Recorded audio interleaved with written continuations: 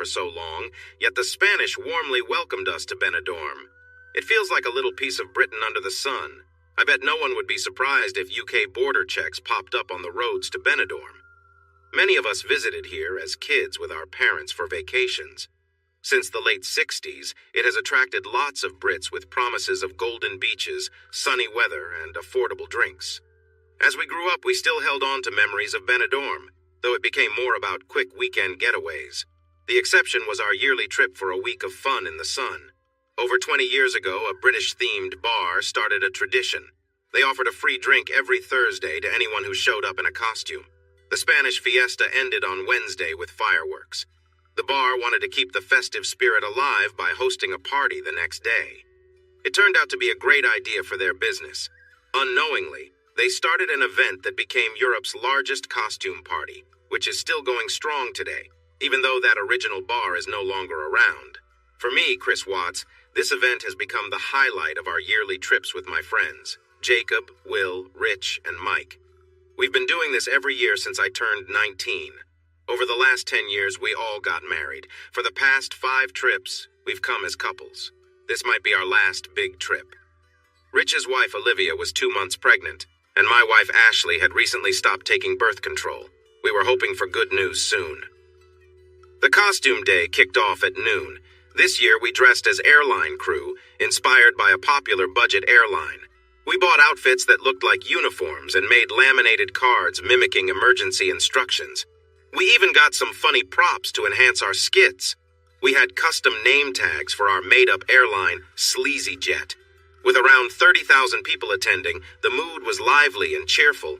The girls remarked on some costumes that would surprise many, as they were quite bold for public wear. I just smiled and chuckled. The girls had their versions of the airline attendant outfits. Knowing how competitive they could be, they surely aimed to impress each other with the shortest skirts.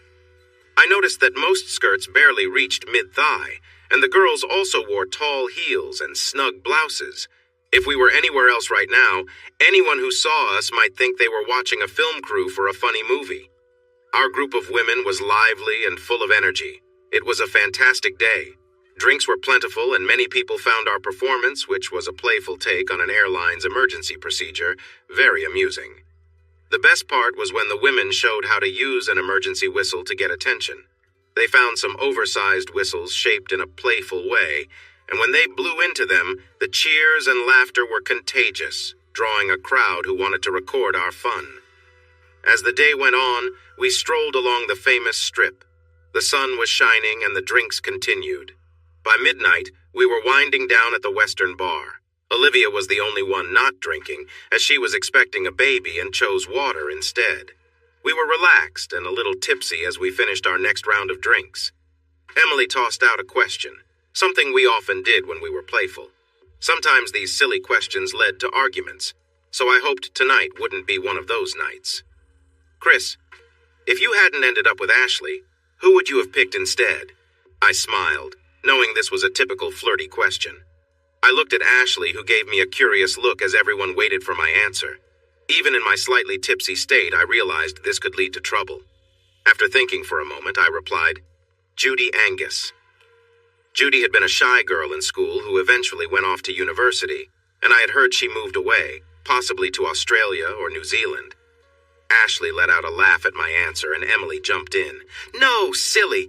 We mean someone from our group. If you weren't with Ashley, who would it be? Ashley crossed her arms, her amused expression turning into a light frown. I surprised myself with my next answer. If everyone had any sense, they would steer the conversation in a different direction. With everyone looking at me, I raised my glass and suggested a toast. Ladies, I'm with Ashley because I care about her and there is no one else. But I know you won't take that as an answer. I would gladly have spent time with any of you. Just remember, Ashley is my top choice. She always has been and always will be. Everyone laughed as we clinked our glasses together in cheers. I felt pleased that I had given us an answer that everyone could agree on. If they followed my lead, the silly conversation would come to an end. Unfortunately, Mike went next, and things took a different turn. I hadn't realized there was some history in our group, and it was about to come up. As you all know, Brianna and I had something going on before I married Hannah, who is the true love of my life. If I had to choose, it would be Brianna. But of course, that's not happening because I love Hannah deeply. I noticed that Will wasn't too pleased, but it passed when Brianna gave him a big hug and kissed him on the cheek, which led Hannah to do the same with Mike. This brought cheers from the group. Jacob was next to speak, and as soon as he started, I had a feeling where it was going. Like Mike, I have a bit of history too. When we were 14, I dated Ashley for about 2 weeks before she left me for my old buddy over there. Does it matter now? Not at all. I'm happily married to Emily, and we'll be together forever. He raised his glass in my direction, and I did the same along with everyone else as the girls responded with an "ah" at his sweet comment. I glanced at Ashley, and she gave me a playful tipsy wink.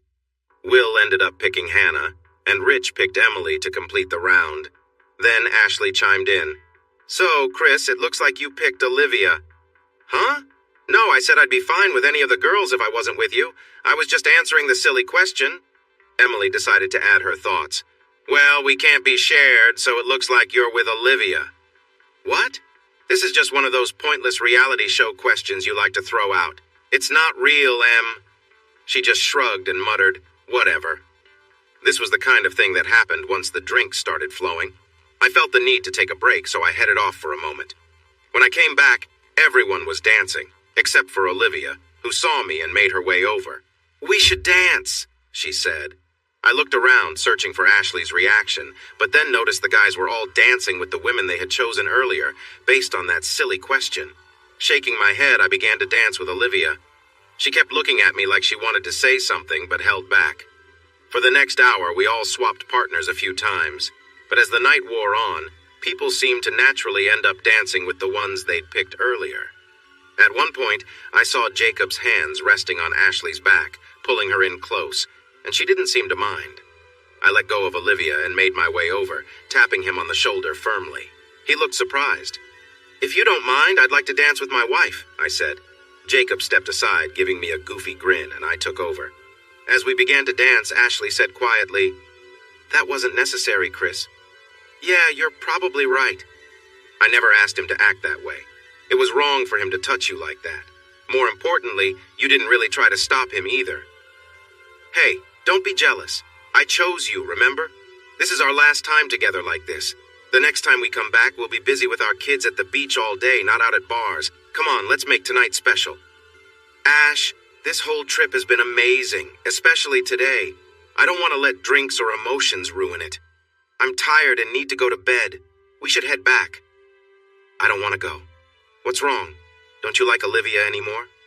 "Of course I like her, but what does that matter? You're starting to talk nonsense because you're tired too. Let's just go. We've had enough to drink." "No, I don't want to spoil the night. This is our special last night, don't you think?" "Yes, it is special, but I really can't drink anymore. You know I can be grumpy when I'm done." She pushed away from me, clearly at a point where she might start acting strangely.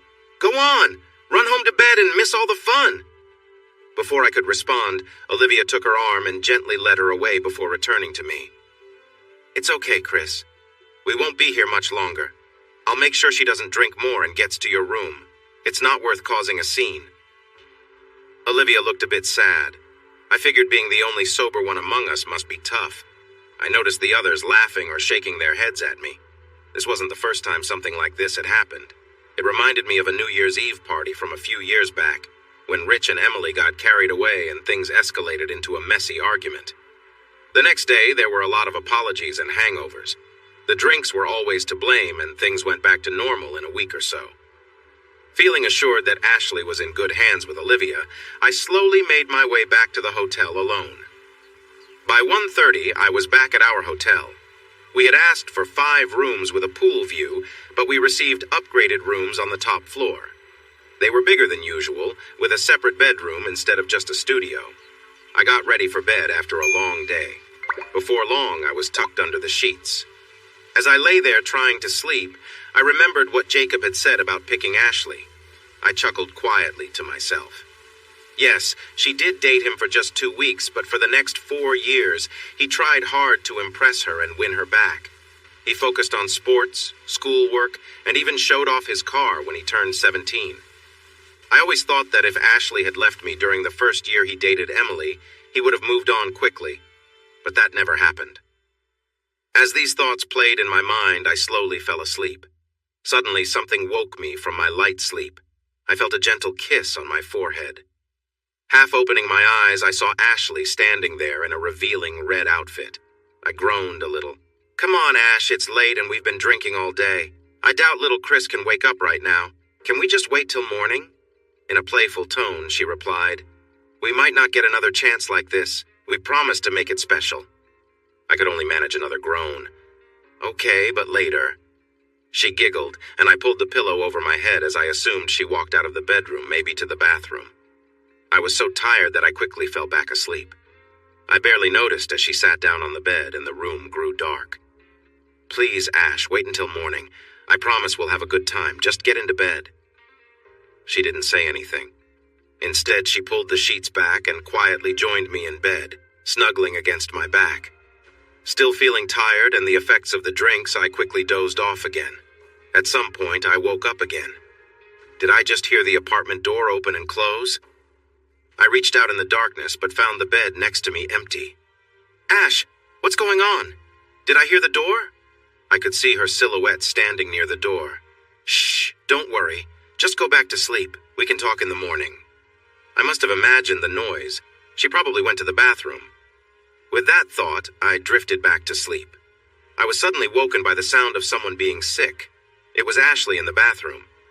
"I told you not to drink so much. Do you want some water?" A weak yes came from her. I reluctantly got up and took a bottle of water to the bathroom, where I found Ashley kneeling on the floor. She had her head resting on her arms on the toilet seat. I placed the water next to her and she whispered a thank you. This was not the typical Ashley I knew. It had been a long time since I had seen her like this. "I did warn you to take it easy and to leave with me instead of staying out, so this is what you get," I said, feeling a bit better for mentioning she shouldn't have left with her friends. I chuckled a bit, finding some humor in the situation. She let out a small groan. "What's so funny?" she asked. "I don't know, think of it as practice for if you get morning sickness later on." "Shut up, I don't think that's funny." I was surprised by her reaction to my light joke.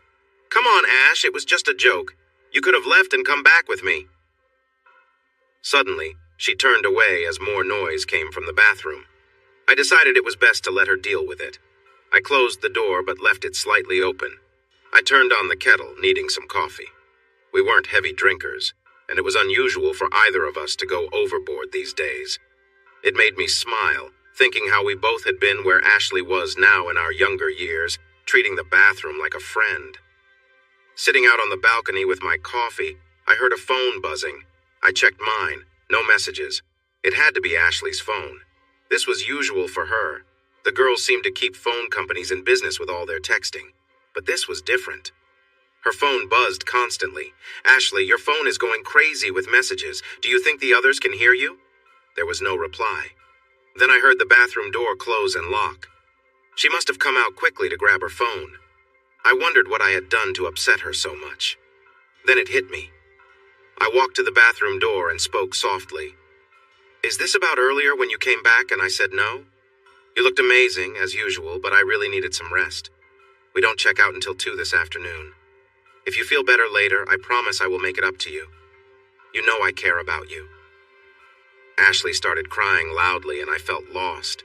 I tried the door, but it was locked. She wanted to be alone and that stung. My dad always said there's no guide for understanding women. You just have to figure it out as you go.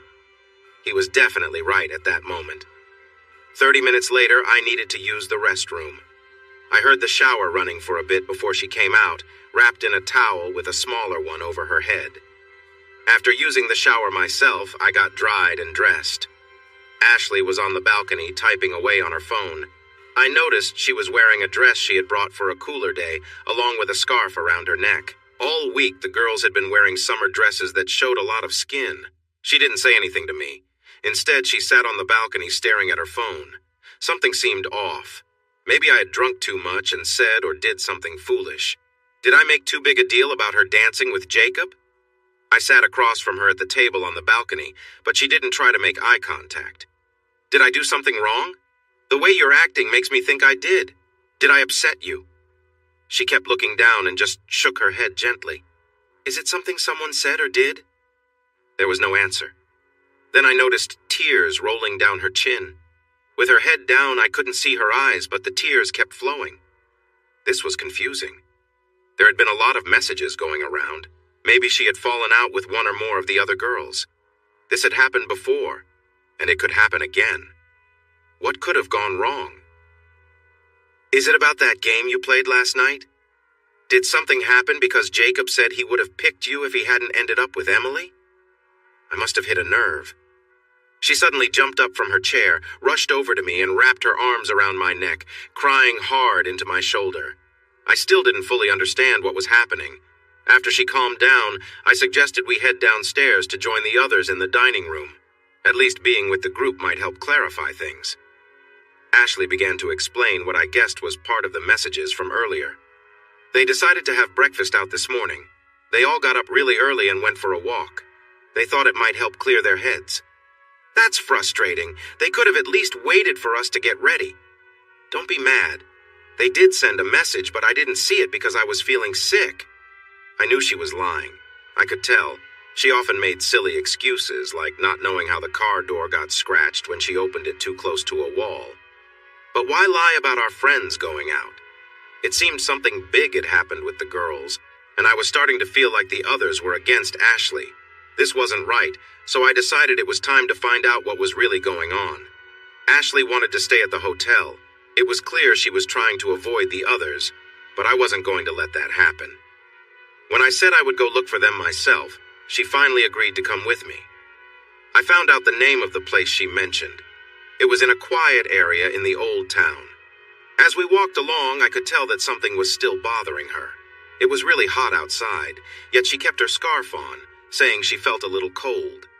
As we got to the old part of town, I happened to look down an alley and saw our friends sitting at tables outside a bar. This was not where we were supposed to go. I turned to walk towards them when Ashley pleaded with me. Please, let's go somewhere else. Can't we just enjoy the rest of the day together? I stopped and faced her. I don't know what's going on, but this isn't right. They shouldn't treat you like this. I need to talk to them. After that, if it's that bad, we can part ways. I'll even call a taxi for us to the airport instead of taking the minibus with them. Ignoring the protests behind me, I marched towards them. When Mike realized I was coming, everyone's eyes turned to me, looking uneasy. They were gathered around some tables.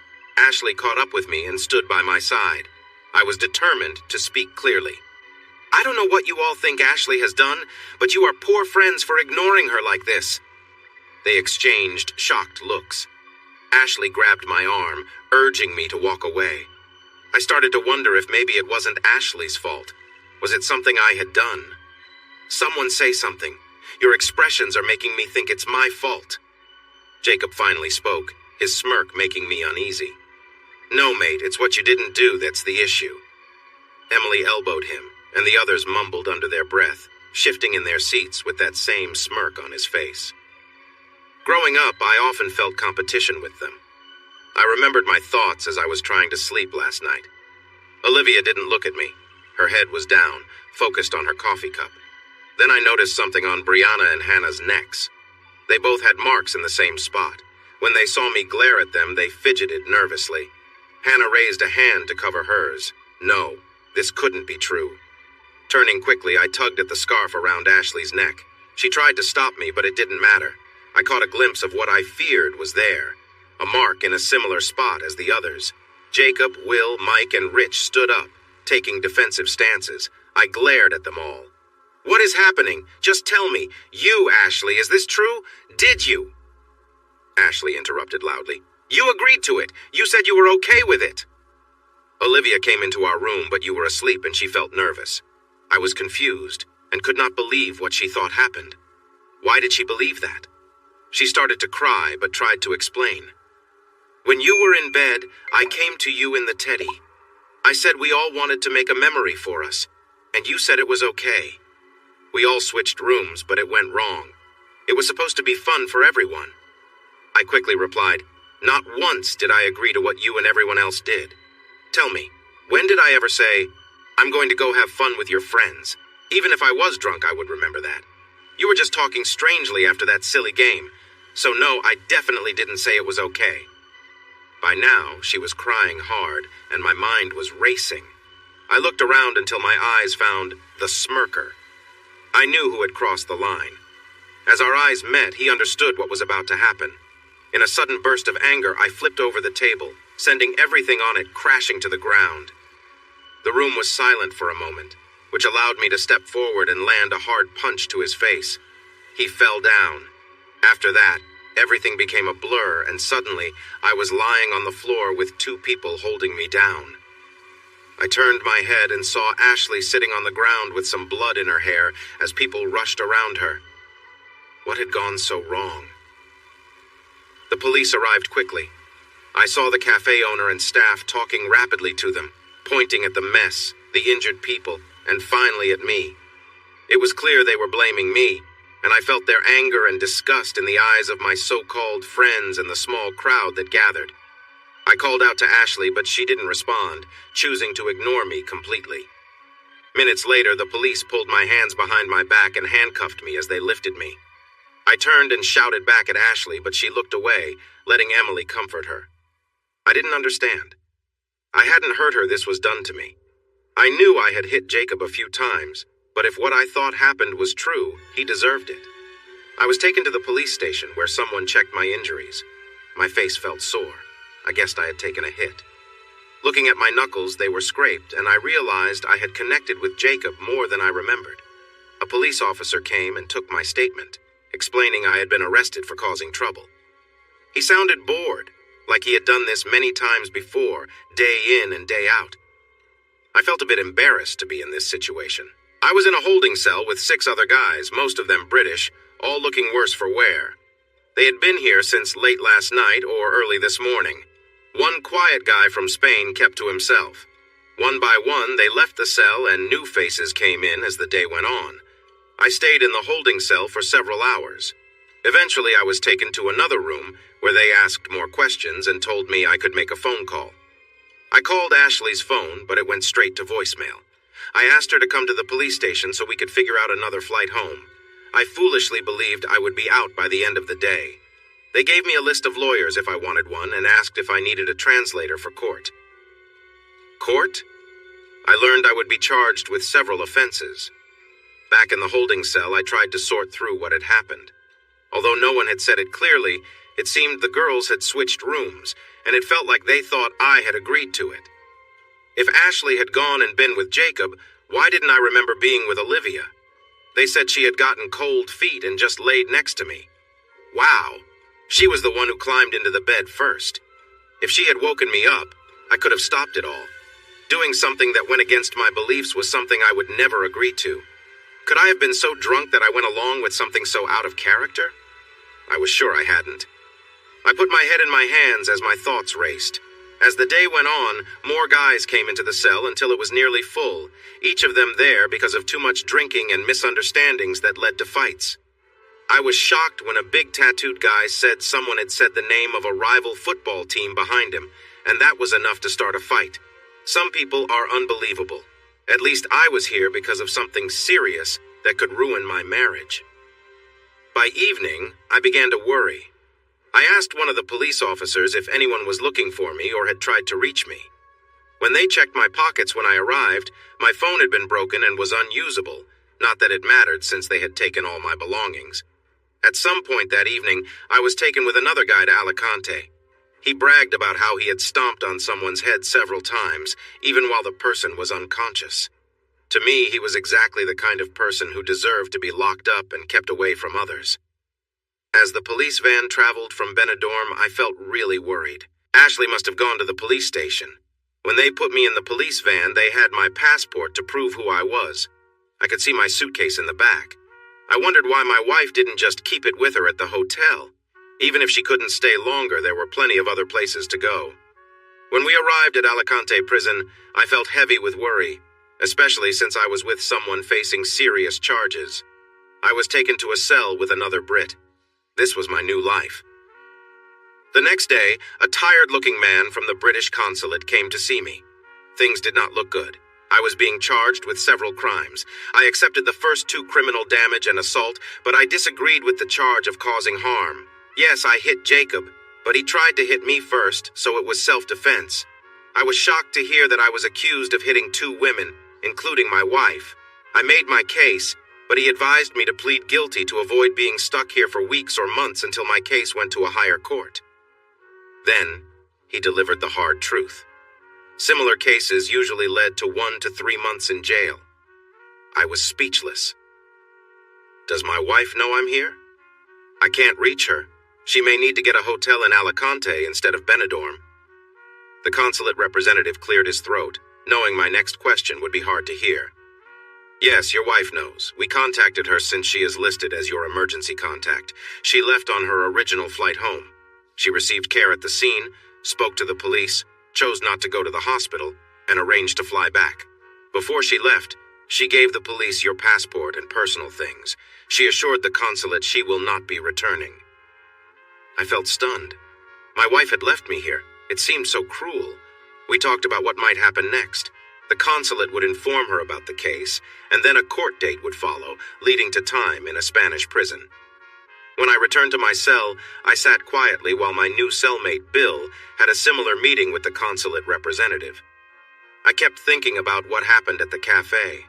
Yes, I did hit Jacob, and he fell after my punch. Someone punched me from the side, and I turned, hitting Mike in the stomach. A chair hit my back, but I wasn't sure who did that, maybe one of the women. I remembered the chaos, pushing, shouting, and people rushing in to hold me back. I couldn't recall hitting any women, especially not my wife. 2 days later, I went to court. An interpreter read the charges, and I held on to the advice from the consulate representative. Phipps was there when I was given 30 days, including the few days I had already spent locked up. They took me back to my cell. Bill didn't come back, and I had no idea what happened with his case. I felt alone and hoped Ashley would visit. I figured she had told my parents. I expected them to come to Spain and see me. But no one came. Not a single soul. In my second week, I got a new cellmate, a guy about my age. "Hi, I'm Chris. Looks like I've been given an extra month here." He laughed. "We must be in the same boat. I got sent here too. The police cells were full, so they brought me here. I was just having a good time with my friends on a trip when everything went wrong. One moment I was enjoying drinks by the beach, and the next, I was knocked out. I woke up in the hospital and later found out I was accused of hurting a police officer. I say I'm innocent, and I plan to fight it. So here I am, just waiting. Please tell me it wasn't you who hit me on the head, or this stay is going to be a real challenge." We both laughed and shook our heads. It turned out Josh was in a similar situation, which he explained. "We were all drinking. Sure, we had a few, but we weren't looking for trouble. I didn't even see what went wrong. Suddenly, everything exploded into chaos. I tried to step back, and I think someone hit me with a bar stool. The next thing I knew, I was on the floor, dazed. I vaguely remember trying to stand up after that. I grabbed a broken stool leg, probably the one that hit me. Just as I got up, it broke, so I ended up holding a piece in my hand. Then the cops rushed in. I raised my hands but didn't let go of the stool leg. Before I knew it, the police pushed me to the ground, shouting at me in Spanish. Next, I was in handcuffs, in a police van, and on my way to the hospital for my head injury. I shook my head, and I thought I was all alone in this mess. Dinner time arrived, and we headed to the canteen. Josh made a comment. "Don't look too obvious, but check out the 2 guys at the end of the table. I'm pretty sure they were at the bar when we got caught. I saw one of them pointing at me." I glanced over. They were indeed watching us. Josh looked worried. I suggested, "Maybe we should just stay away from them." "Yeah, you're right. We'll just have to share our life stories to pass the time." We both laughed and shook our heads. I liked him. He seemed to have a similar outlook on life. Back in the cell, we talked about our lives, and it was surprising how many things matched in our stories. He was married, and his wife's name was Lauren. He shared how long it took him to find the courage to ask her out because he thought he didn't look as good as she did. I couldn't help but make a light joke. Maybe she shouldn't get her vision checked then. We both chuckled. Even in the short time we had known each other, we had a connection. We felt comfortable joking without hurting each other's feelings. It turned out that Josh's family owned a big car dealership in Bournemouth. His dad had made him start at the bottom, and now he was the second in charge. Josh had a sister, and there was a complicated story about his ex-brother-in-law, Jerry, who had some troubles that landed him in prison. Josh's brother-in-law's brother, Brett, was a director at the dealership, but had to leave because of family issues. It seemed like both brothers were distant from Josh's family now. My dad said I had to step up sooner than planned, and the other directors agreed. As the managing director, what my dad wants usually happens. Before that, I was happy just working with cars. I can't say the first year was enjoyable, but now that I've learned the business, I'm feeling good about it. Josh asked about my story. I shared what I thought happened the night before my arrest, although I was uncertain about everything. For the first time since everything had started, I let my guard down and cried. Josh came over and sat next to me, putting an arm around my shoulder. It's okay. Let it all out. I thought my situation was tough, but that's really something. I cried about feeling lonely, abandoned, and how I had admitted in court to hurting my wife, even though I truly believed I hadn't done it. Despite not knowing each other long, Josh became my best friend and my only support in that cell. He never judged me or said anything hurtful. The next morning, we went to the shower area together.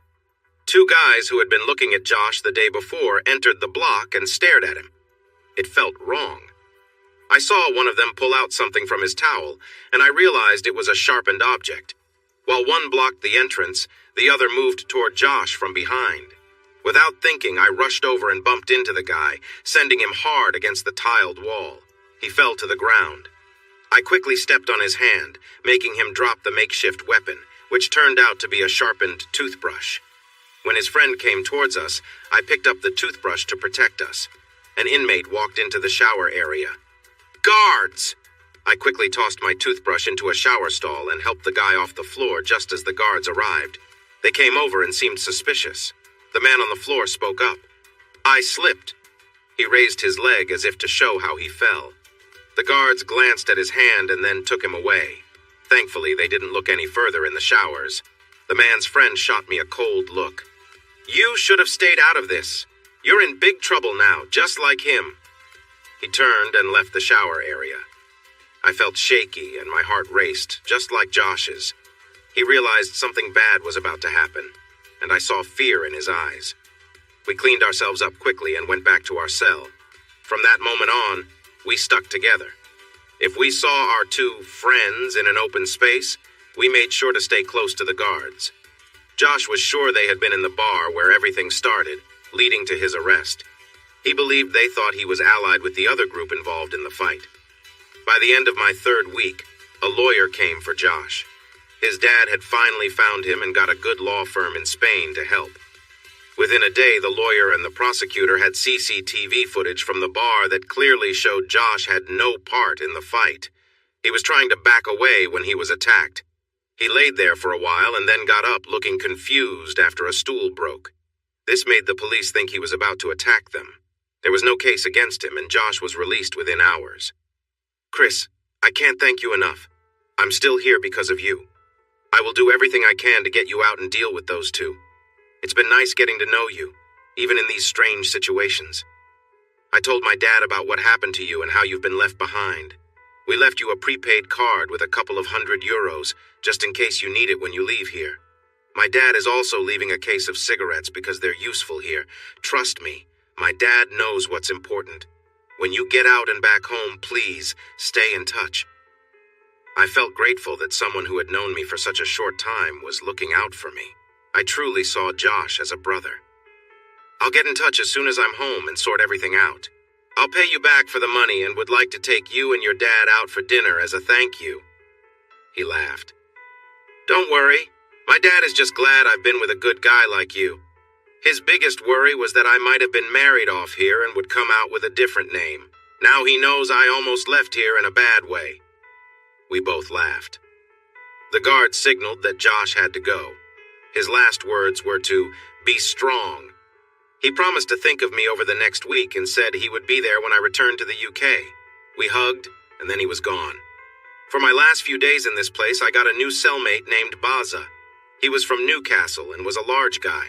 Unlike Josh, he was not nice at all. He bragged about serving time for fighting and looked down on me because I didn't care about football or any teams.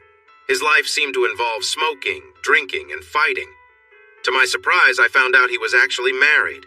I felt sorry for his wife, having to deal with someone like him. Later that day, I received a case of cigarettes and noticed the jealous looks from others in the room. It seemed that some would have no problem taking my stash if they got the chance. Sitting back in the cell, I daydreamed about what I could do with those cigarettes. I remembered the old TV show Porridge and thought about what those cigarettes could buy, maybe some snacks or a little treat. I chuckled to myself. "What's so funny over there?" Baza asked. I had almost forgotten he was there. "Nothing much, just thinking about that old show, Porridge." He snorted. "Yeah, it was funny back in the day. What are you going to do with those cigarettes?" I glanced over at him. He was fidgeting, rolling his hand around his fingers absent-mindedly. His fingers were stained from smoking, and he looked at the carton like a kid gazing at a big present. I smiled to myself. Josh's dad really had a way of seeing things. "How about this? You can have all these cigarettes if you watch out for me. There are a couple of guys in here who don't like me much. If you keep an eye on them, they're yours." Suddenly, he walked over and grabbed the carton from me, his eyes focused on it as he spoke. "Deal. That sounds fair to me?" I thought I was in the clear, but it didn't go as I hoped. On the morning of my release, we headed to the shower area. There were a few other people there. Baza stepped in first while I waited, and one of the other inmates left as he did. Suddenly, my two so-called friends rushed in, coming right toward me. "Baza!" was all I managed to say before a punch hit the side of my face, and I fell to the ground. I felt a foot on my ribs, taking the breath out of me. But then it stopped. As I held my ribs, I turned my head and saw one of them lying unconscious beside me. Looking up, I saw Baza had the other one in a tight hold, and his face was turning purple. "I should have known you'd be a couple of softies. You really thought you could mess with me?" A few other people in the room were watching. Baza shouted at them, "Don't just stand there. Help him up and get him out of here before the guards come in. And Chris, if I don't get my cigarettes every week, I'll come look for you when I'm out." I was helped to my feet and looked at Baza, giving him a thumbs up. I knew I was lucky to have him there. A few packs of cigarettes didn't seem like much for avoiding a serious beating. As I walked out, he let go of the second guy, who fell to the floor. I couldn't wait to leave this crazy place. Later, I was finally released. The guards laughed at my swollen face as I walked away from the prison. I struggled to breathe, but I was glad to be out. Standing outside in the sun, it hit me there was no one here to greet me. I wondered why nobody came to see me. They had to know I was getting out. I had about 50 euros in my wallet, so I made my way to the center of Alicante and found a bank. I tried to use the cash machine with my debit card, but after entering my PIN, it took my card and told me to contact the bank. I tried my credit card too, but it did the same thing. Thankfully, I remembered the prepaid card that Josh had given me. Without a smartphone, it was tough to find my way around. I finally found the bus station and took a bus to the airport. I caught a late morning flight back to Gatwick, hoping the prepaid card would have enough for a train home. At 4 in the afternoon, the bus finally arrived in my hometown, Beckastone. Once just a village, it had grown over the years into a small suburban town. With a supermarket and a few pubs, it barely felt like a village anymore. You might not know everyone, but you were sure to know someone in every family. Getting off the bus, I felt worn out. I just wanted to go home and rest. My ribs were aching, and the stress from traveling and everything that happened that morning left me feeling completely exhausted. I had just under 10 pounds in my wallet, enough for a quick drink before going home to see what kind of welcome awaited me. As it turned out, I would find out long before I reached home. At this time of day, there were not many people in the pub. A few older gentlemen came here every day, enjoying their drinks slowly. There was a man who had lost his job and a couple of kids who probably skipped college. As soon as I walked in, everyone turned to look at me, and conversation stopped while I made my way to the bar. Claire, the barmaid, poured me a pint but didn't say much. She seemed a bit uncomfortable serving me. I figured it was because I looked a bit rough. As I took my first few sips of the cold beer, the landlord appeared from the cellar. When he saw me, he paused. "When you're done with that beer, please leave. You're not welcome here anymore." I was shocked. This was the last thing I expected to hear. "Why can't I stay? I haven't done anything wrong." He leaned over the bar, getting very close to me. Option 1, say nothing, finish your beer quickly and walk out. Option 2, say another word, and I will take your drink and throw it away. Then I'll show you the door. From the look on your face, I can tell you're not too popular with anyone." Feeling frustrated, I finished my beer fast and slammed the empty glass down on the bar before leaving. It was just under a mile to walk home. Ashley should still be at work, so I could take a quick nap before we had to talk about what had happened.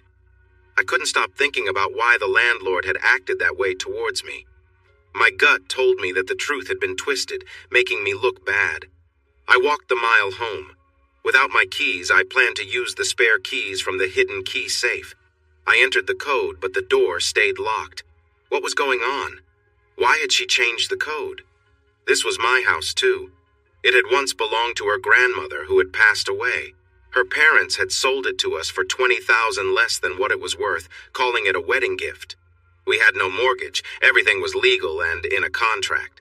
Ashley would not return from work until 6, so I decided to walk to my parents' house, which was about a 10-minute walk.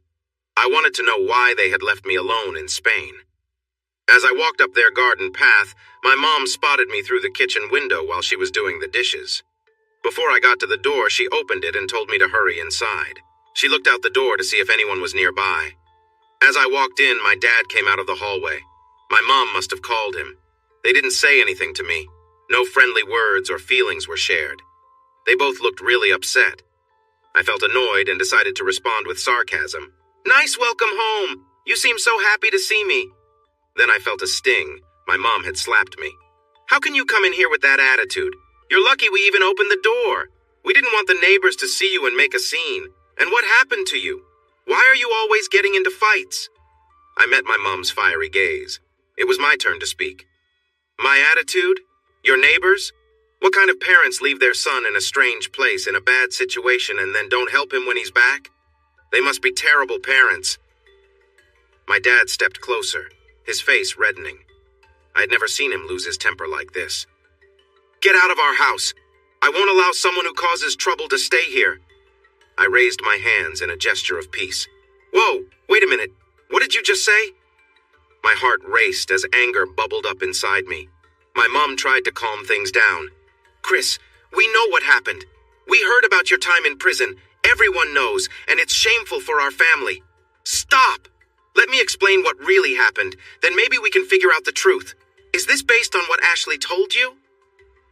My dad nodded, still angry, though trying to control it. He added that it wasn't just Ashley. Our friends had told them, too. I shook my head, frustrated. "Mom, let's have a cup of tea.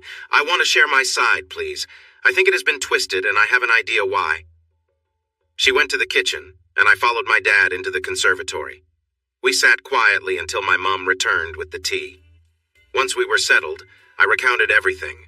The silly game, the strange things with the girls, Ashley's odd behavior, how our friends avoided us until we found them, and how things escalated. I might have fought with the guys, but I swear on my own honor, I never touched Ashley or the other girls. Throughout my story, my parents exchanged worried glances.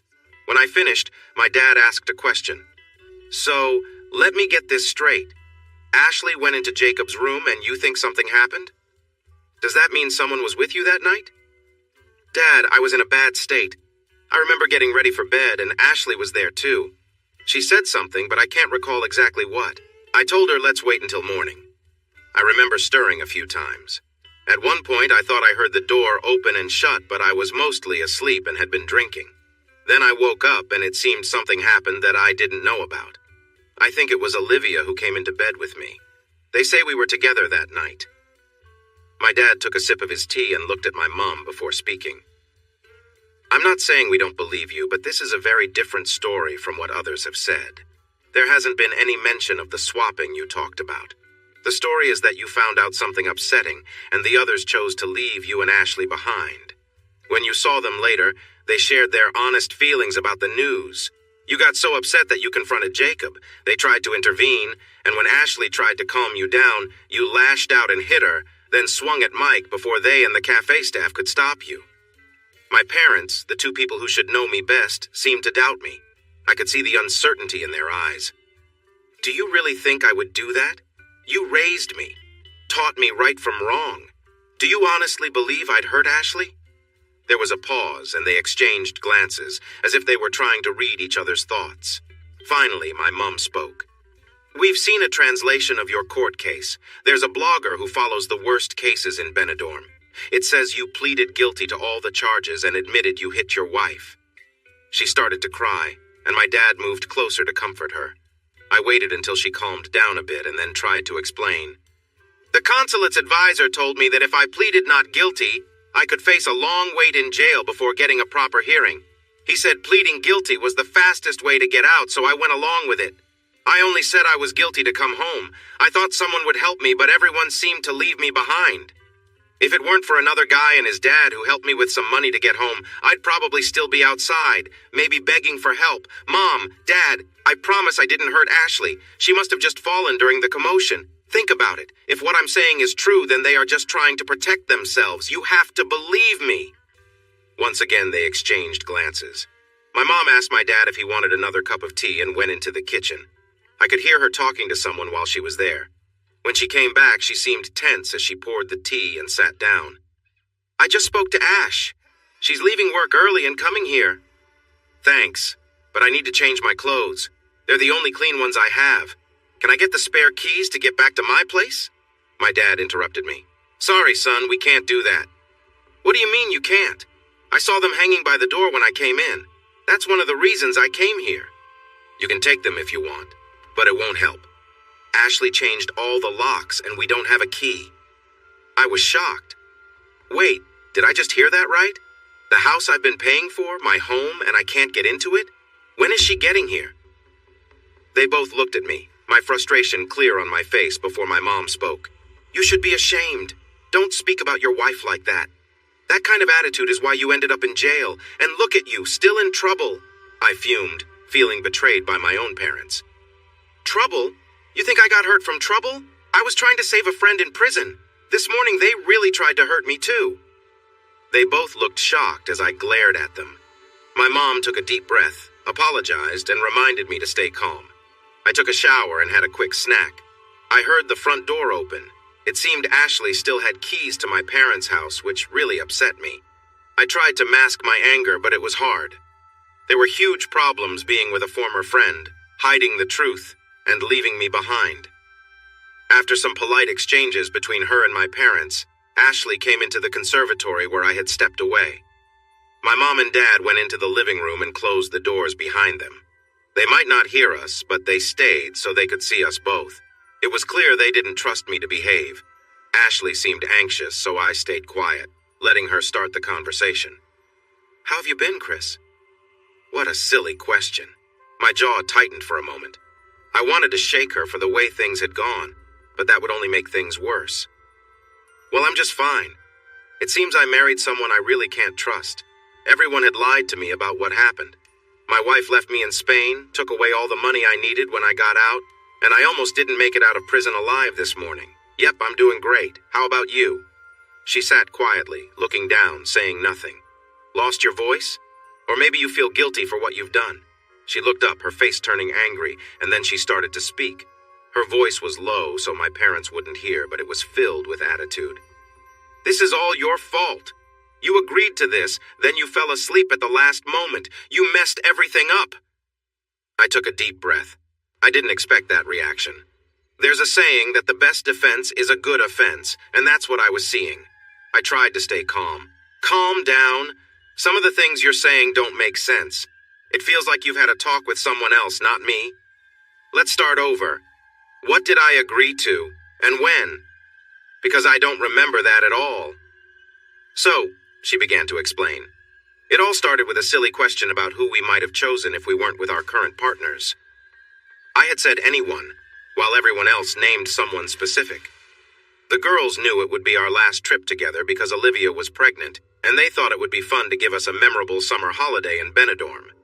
I shook my head in disapproval and she kept going. It turned out that during our last day, the idea of swapping partners came up.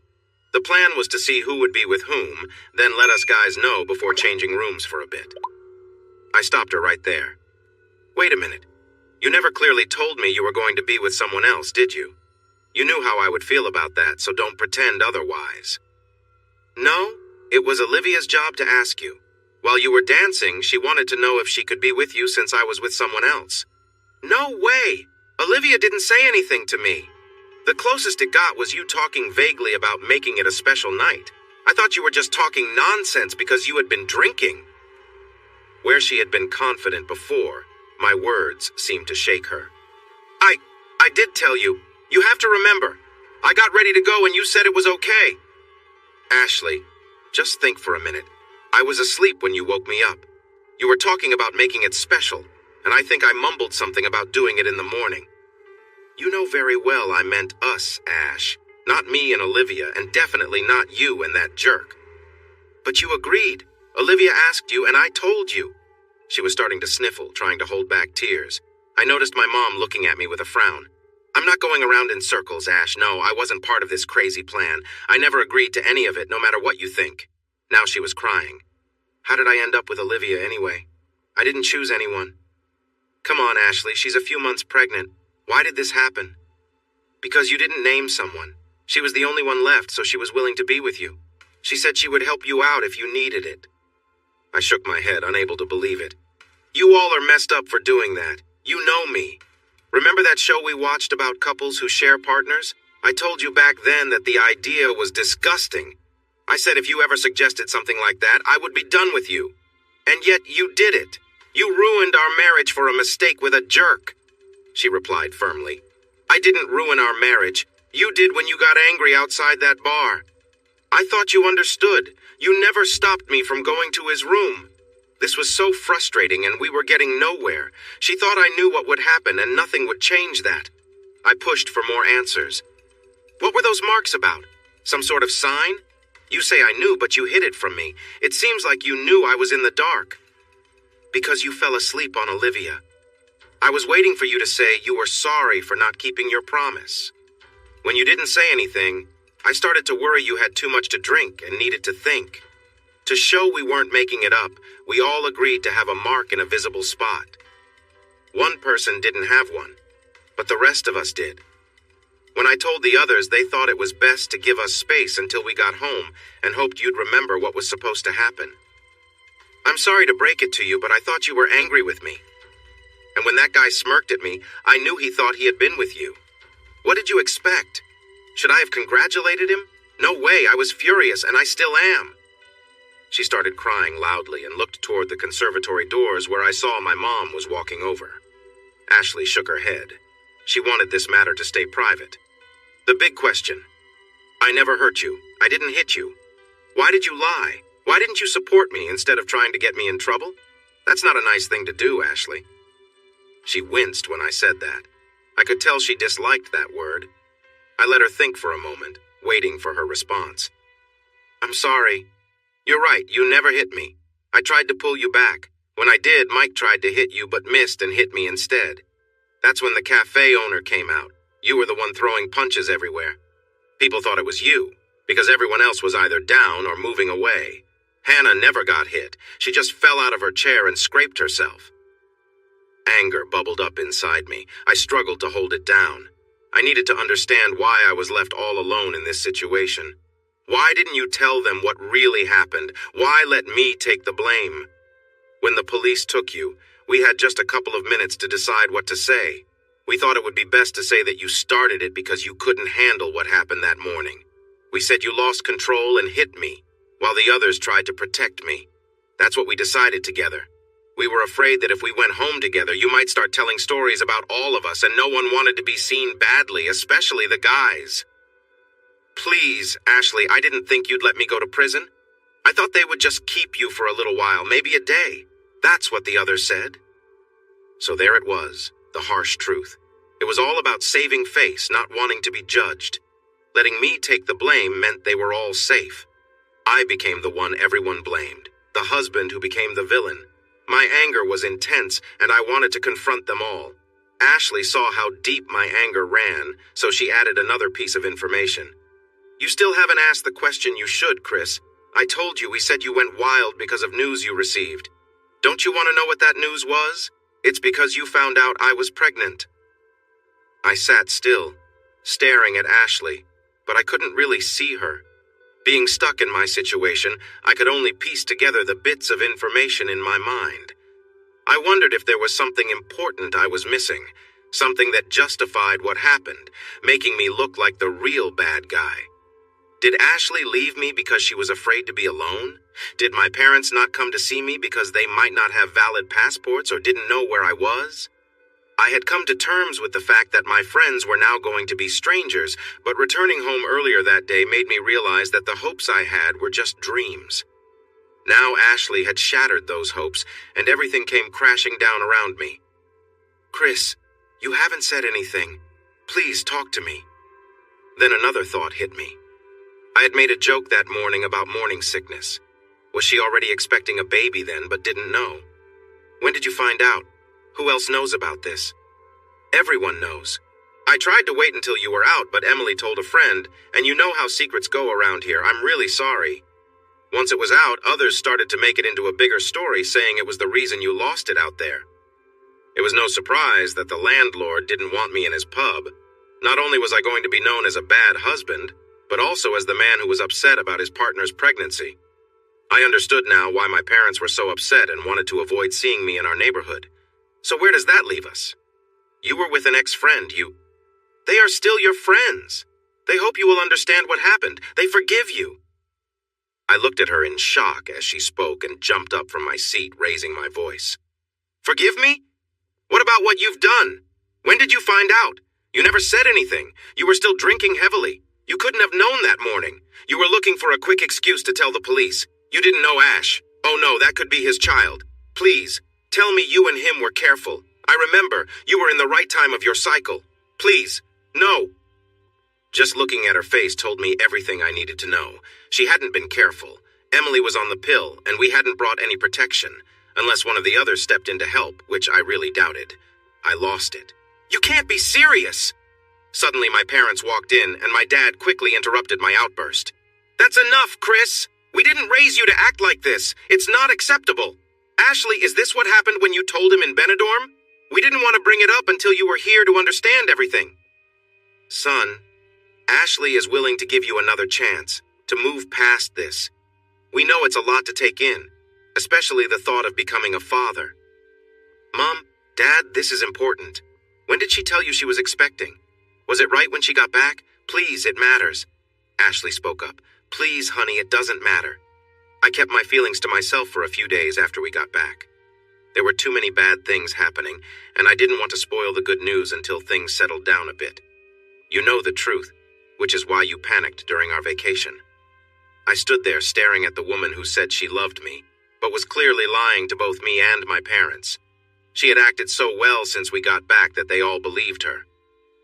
Ash, I'm giving you one chance to save our marriage. You need to tell them the truth about what really happened. If you can't, it's over for us. Once you can, get a DNA test for the baby. She shouted back, No, it's our baby. How can you say something so awful? I won't do that. She began to cry hard, shaking her head. Then my mom suddenly spoke up.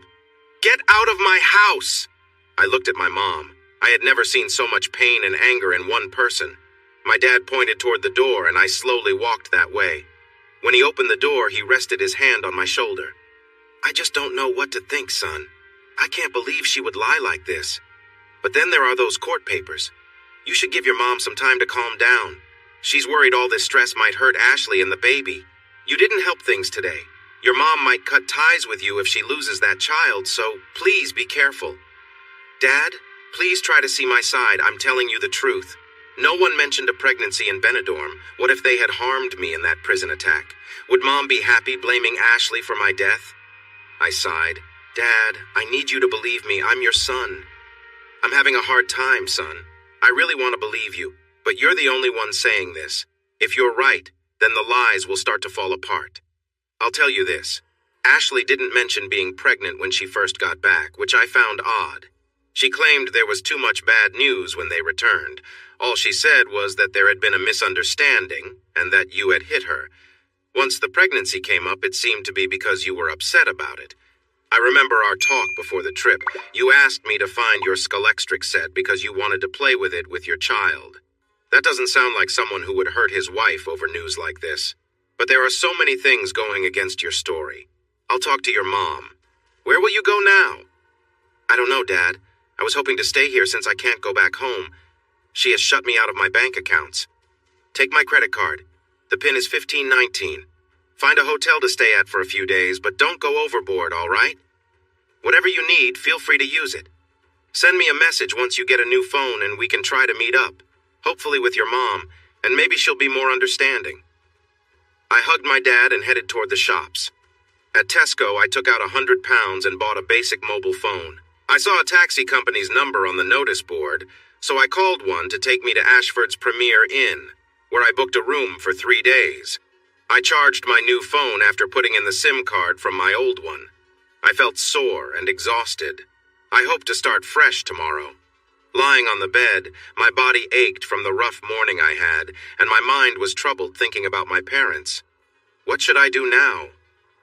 My thoughts kept flipping between options. I could see how Ashley might have seen things as a misunderstanding, thinking I was okay with it, but that thought was quickly overshadowed by the promise we made to each other to be committed. Ashley and the others seemed to think that what happened in Benidorm somehow canceled our vows. If she hadn't surprised me with that news, considering all the lies they told to protect themselves while leaving me behind, I would have gone straight to a lawyer for a divorce. I remembered our talks over the past year and a half about baby names, nursery colors, and what schools we wanted our kids to attend. We had discussed so much and really looked forward to starting a family. Now there would be a child, but possibly not mine. My thoughts were stuck in a loop. I hoped my child wouldn't start life with single parents, but I couldn't imagine raising someone else's child. In the morning, I turned on my phone to find many messages waiting for me.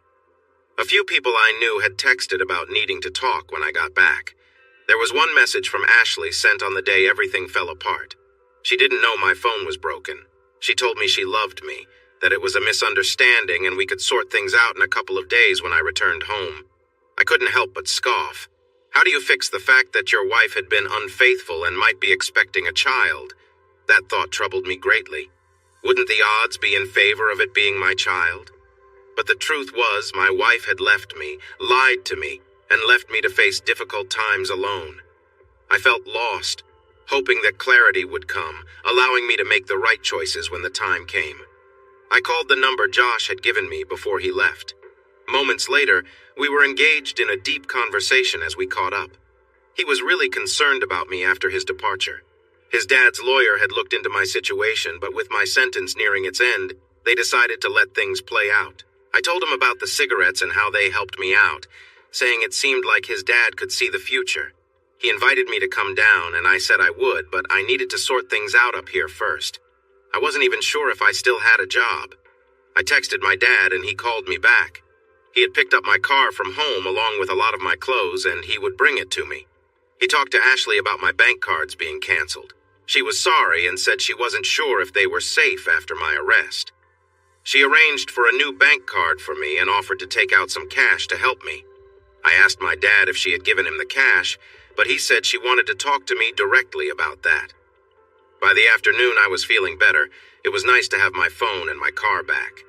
The next step was to check if I still had a job. The downside was that Rich worked there too, in sales. When I got to work, I was taken to see Dave Myers, one of the directors. I shared my side of the story and explained why I admitted my guilt. He even searched for my case online and agreed that if I had fought it, I might still be stuck in a Spanish jail. "Chris, you've always been a good employee here," he said. "Your wife came in the day you were supposed to return and explained that there had been a misunderstanding. She asked us to keep your job for you. Based on your work record, I supported you, but others weren't so sure. Word has gotten around. Someone found a copy of your court case in the break room. A memo went out making it clear that any crime would be dealt with by the court, and our company will not accept bullying in the workplace. It's going to be a tough road, Chris. Stay calm. Hopefully things will get better soon after you return to work.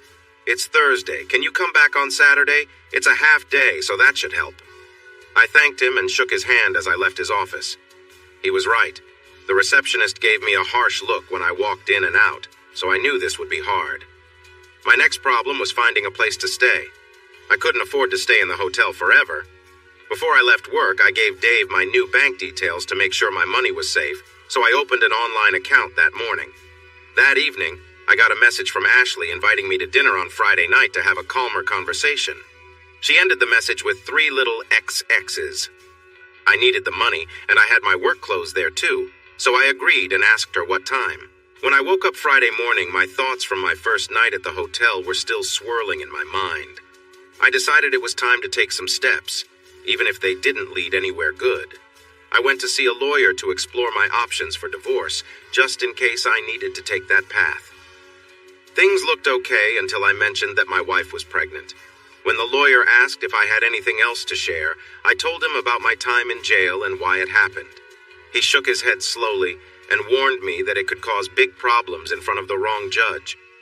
I might not come out well. I asked him if he could write a letter for me, thanking me for my visit and detailing the costs of working with him as a divorce lawyer. I wanted to use this to put some pressure on Ashley. I had a plan, but I needed something to help me. After paying £30, I left with a letter that didn't mean much. On Friday evening, I arrived at my old home. I rang the doorbell and Ashley answered. "You didn't need to do that, you could have." She paused, looking down, her face bright red. "I'm sorry, I forgot the locks were changed. It felt strange, you knocking." I chuckled lightly. "Yeah, it felt strange coming home to find the locks changed. I'm sorry, my parents wanted me to do that for my safety." "From who, Ashley? Only lovers get keys, not husbands." "Please, Chris, let's keep this civil. Instead of blaming each other, can we focus on what to do next?" She turned and went to the kitchen. After a month of prison food and then disappointing microwaved meals, the idea of a home-cooked dinner was tempting, even if the company was a bit awkward. I mentioned I needed to collect a few things for work, and she knew I was back in town on Saturday. Gossip spreads quickly. It was clear she had put in a lot of effort. Her dress was nice without being too revealing, and her makeup was subtle. I guess she didn't want me to say anything rude. The table was set for 2, making it feel like a special dinner. She had prepared good-sized steaks and a nice red wine that she knew I liked. The only thing she asked was that we save our conversation until after dinner. I was okay with that. It made sense not to ruin a nice meal. After we finished eating, I placed the letter on the table and opened it so she could see the letterhead. If she wanted to read it, I would let her. I hoped for the reaction I got. Her eyes widened in shock, and tears began to fall as she shook her head. In a quiet, shaky voice, she said, No, this isn't right. It's not what I want. I need you. You're my husband, and we're having a baby. We can't split up." I looked at her without showing any feelings. "If you really needed me, why didn't you speak up and stop me from going to jail?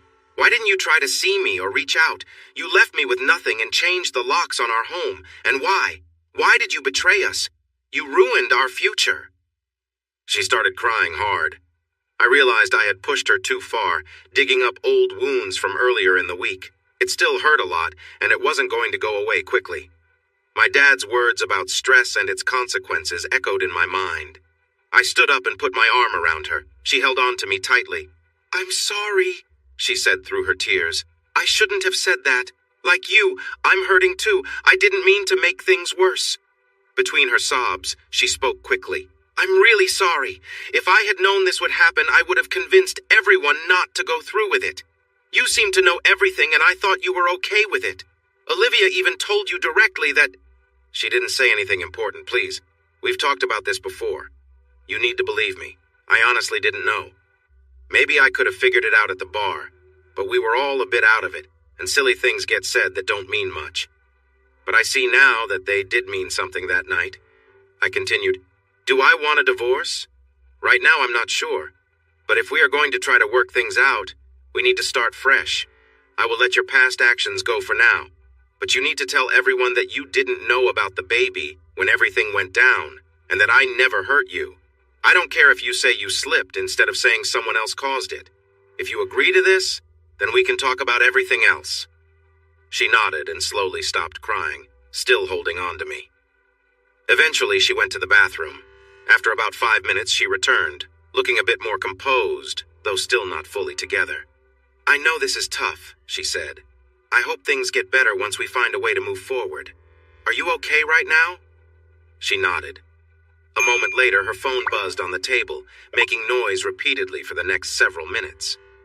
Finally, I asked her to turn it off or silence it since we were supposed to be having an important conversation.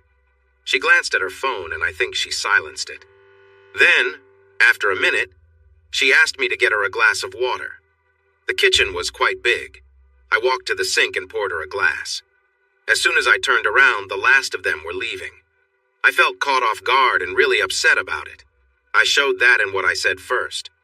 Well, looks like I've walked into a meeting for cheaters, or did you hand out keys to all your friends so they could just drop by? Rich spoke up. Calm down, please. Your girlfriend is pregnant. Yep, she is, but we don't know which one of your friends is the father. I glared at Jacob as I said this, but made sure to look at all the guys, since I had no idea who had been with Ashley. Chris, stop it.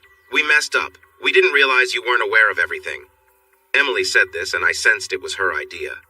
Aware? I was never aware. Just stop fooling yourselves.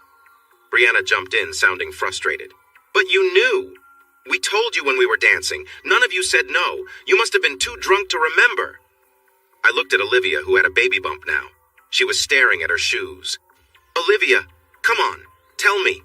When did you say anything? And what did you say? I'm listening. She stayed quiet, looking down. Olivia! My shout startled her. She looked up, tears streaming down her face. I'm sorry. I was supposed to tell you, but I just couldn't. I didn't feel pretty, and nobody chose me. I thought you'd say no if I asked. I couldn't handle that. I thought once we were together you might change your mind, but you were already asleep. So I just held you until Ashley came back. Seeing the others, I realized they were in shock. Olivia ran out crying, with Rich chasing after her. He paused at the door and shot a look back at me. You don't get it, Chris. She doesn't deserve this. As he left, I called after him.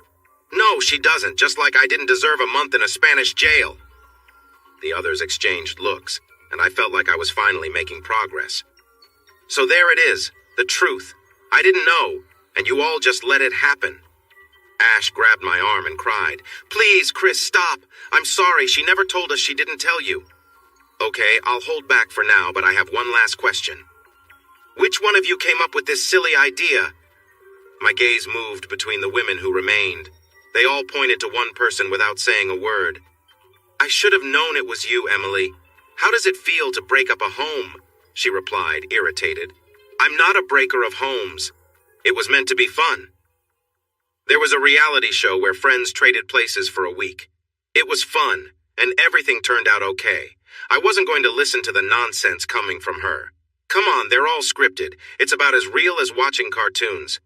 By the way, are there any shows about raising someone else's baby? That could be interesting, especially since your husband has gotten involved with someone named Ashley. I laughed a little. Honestly, I might actually watch that show. Just be quiet, Chris, Jacob interrupted. I picked up 2 steak knives from the table. I didn't plan to use them, but the angry looks from my 3 ex-friends showed things could get rough. They noticed the knives and stepped back. Listen up, everyone. This wasn't just on me. You all made mistakes and put the blame on me to hide the truth. Here's the deal. Change your story. You don't have to explain any details about the swapping thing, but you will say there was a misunderstanding that wasn't my fault. Ashley will admit she didn't know, and honestly, she might not even be pregnant if it's not mine. The girls just slipped. Unless you, Mike, want to admit you're the one who hurt Ashley. This whole situation was just a misunderstanding. And finally, you should not contact me or Ashley again. We need to stay a couple. And after this whole setup, that's hard. I want you all gone. But there's one more thing. If the baby turns out not to be mine when it's born, the real father and his wife will take it, and I want a legal document saying that in 30 days. Now leave. And by the way, if any of you have a key to my house, leave it on the table as you go. By now, the house was filled with crying women and angry men. If I hadn't been holding those knives, I'm sure things would have escalated. They all left, leaving a sad and broken Ashley with me. I was really upset that they had set me up, and just as upset that they had a key to my house, something I didn't have at the moment. I poured myself some wine, sat next to Ashley, and put my arm around her as her crying slowed to quiet sniffles. I'm sorry, Ashley. What did you think would happen when I met them? They ambushed me in my own home. When she turned to me, I saw a woman who felt completely lost. You didn't mean what you said. About the baby. It's ours and I won't give it up. Ash, we don't know whose it is. I'm serious. I will not raise someone else's child. I'll ask you again to get a DNA test as soon as you can. If not, we'll do it when the baby is born. If this baby is mine, I promise to be a father. If it's not mine, you can either give it to those two or raise it alone. There's no room for debate on this. I would prefer you decide quickly. It's your body and your choice. She held on to me tightly and began to cry. I know it's ours, Chris. Please believe me. I know my body. I wrapped my arms around her. I didn't want her to be upset. We just needed to find a way to manage this together. After a minute, I sighed, trying to believe we could get through this. I understood that they would never agree to any legal papers about the baby, but I needed to strengthen our position. We both need to set aside our pride. I have to accept that you broke your vows and what he did. We are both aware of the possible outcomes. I need to move back in, Ash. For now, I think I should stay in the spare room. You have a month to tell both of our parents the truth. I'll leave it up to you about how to handle things with, well, you know who. I'm very serious about the baby. If it's not mine, you will be doing this alone unless those two take it. Ashley shook her head, insisting the baby was ours. Eventually, we would find out who the real father was. That night, I slept on the sofa. I couldn't stand the thought of being in the spare room. I heard soft voices from upstairs. I figured her friends were checking if I was serious. Despite her asking me to come up, I stayed on the sofa, and she finally understood I was not joking. I had a restless night, wondering if I was making the right choices. At 6:30, my alarm rang, signaling it was time to get ready for work. Feeling unsure about what the day would bring, I soon left for work. When I got to work, nobody spoke to me. Those who looked my way showed me disdain. As I reached my workspace, I found a white tank top with the words "Wife Beater" printed on it and 4 cans of beer neatly placed on my bench. These items are often linked to drinking and domestic issues. The first thing I did was take a photo with my phone, then tossed the tank top in the trash and headed to the cafeteria with the cans. Rich was sitting with 3 of my supposed co-workers. The looks they gave me were anything but welcoming. At the sink, I opened each can and poured the beer down the drain. It wasn't my money after all. As I worked, I looked over at the table where they were sitting. They smiled and nodded at me. I focused on my tasks and went home without talking to anyone at work. Ashley was home. She still looked tired, but much better than before. I had taken one of the 2 keys left by the people who caused us trouble, and she told me that apart from her parents, no one else had keys.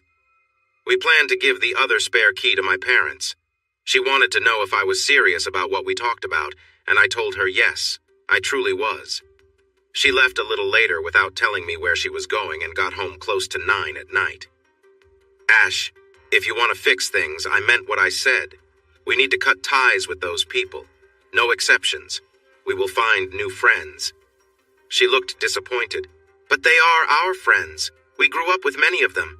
No, Ash, they aren't my friends. Those friendships ended a long time ago. I'll change my terms. If you really want to see them, you can go. But they cannot come to our home, and I won't go anywhere they are. If you spend time with them, you need to come home at a reasonable hour. I don't trust them. We need to rebuild our trust if this is going to work. She tried to convince me, clearly upset. Come on, Chris, think about our special occasions. You can't be serious. I am serious. If you go, you will go alone. I don't want them in my life. You're ruining everything. That was her reaction before she went to her room. In the morning, I had packed 3 bags and left them in the hallway. She rushed into the spare room, now my bedroom, and apologized, saying everything felt so sudden and she would try to accept it. I told her I understood. We both had to figure out how to move forward. Things settled down over the next 2 weeks. Our relationship changed. It felt more like we were siblings than a married couple living together. We tried to chat about life. When she asked how work was, I told her plainly that I wanted to look for a new job. I've been thinking, Ash. What do you think about moving far away to start fresh? At first, she looked shocked and didn't respond for a few minutes.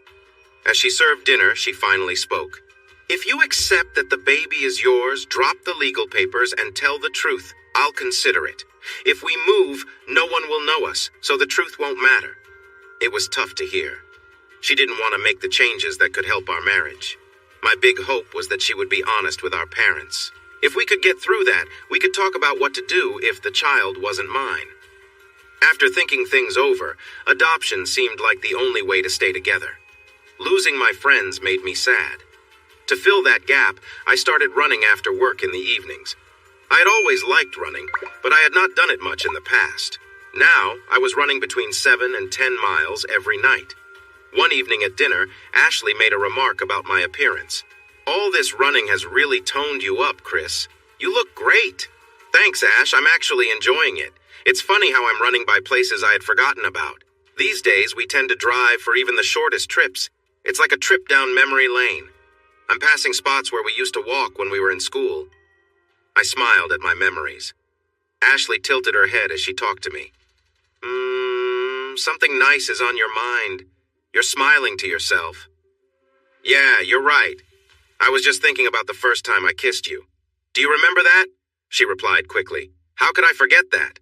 This was fun, so I kept it going. "Okay then, where was it?" Ashley put down her fork and rested her chin on her hands as she closed her eyes, probably remembering the moment. "We had gone on a picnic.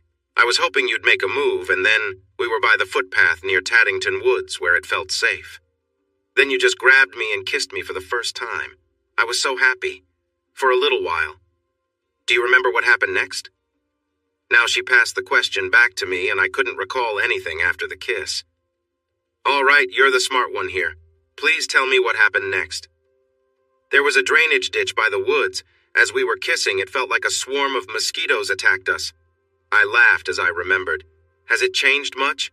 I can't remember the last time I walked there. Maybe we should retrace our steps, but without the mosquitoes this time."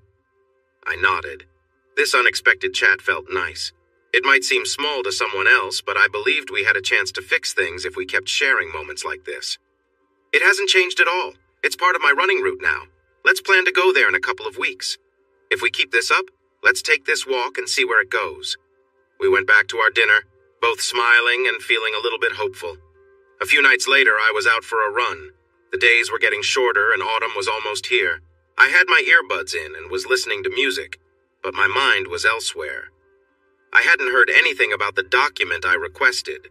I knew they probably wouldn't actually do it, but I wanted them to see I was serious about sharing the responsibility because I wouldn't be around if the child wasn't mine, and Ashley didn't want to go through with the adoption. For about half a mile, I ran along the path we had talked about a few nights before. I paid more attention this time. The woods were on one side with a drainage ditch next to them, and a field on the other. It looked just the same. The recent rain had made the plants grow a lot, and some bushes and trees were sticking out onto the path. Suddenly, I tripped over something and fell hard. As I tried to get up, I realized I had gotten caught in a piece of wire strung across the path. Then everything went black as something hit the back of my head. When I started to come to, the world was spinning and I could barely open my eyes. "Quick, untangle the wire and wrap the bushes around his feet." It was Rich's voice. I recognized it along with Carl and Jay, two of my co-workers. Someone kicked me to turn me over, and I felt myself slipping in and out of consciousness. I looked up and saw 3 people wearing masks. Rich said again, "You're not going to mess with anyone else's lives after today." I didn't know what happened next. I heard a dog barking nearby, and then someone shouted a warning. "Dog walkers, run!" Rich pushed me down the bank, and I rolled into the drainage channel, landing face first in the muddy water. I struggled to get out, feeling dizzy. Then I felt someone jump down and help pull me out. It was a couple walking their dog who had dragged me back onto the path. They were worried and wanted to take me to the hospital, but I said no. I asked if they could take me home instead. I wanted to clean up and have my wife help me. They spread a dog blanket in the back seat and drove me home. I asked for their contact details in case I needed help later.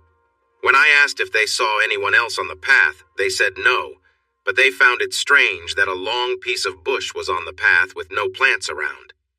When they dropped me off, Ashley's car wasn't there, which didn't surprise me considering what happened.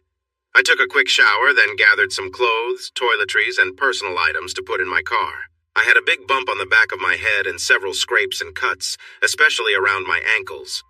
These injuries felt small compared to what I thought those who hurt me had intended. While I showered, I considered going to the police, but I was sure that the 3 people I suspected could easily prove they were somewhere else, and one might even have my wife as an alibi.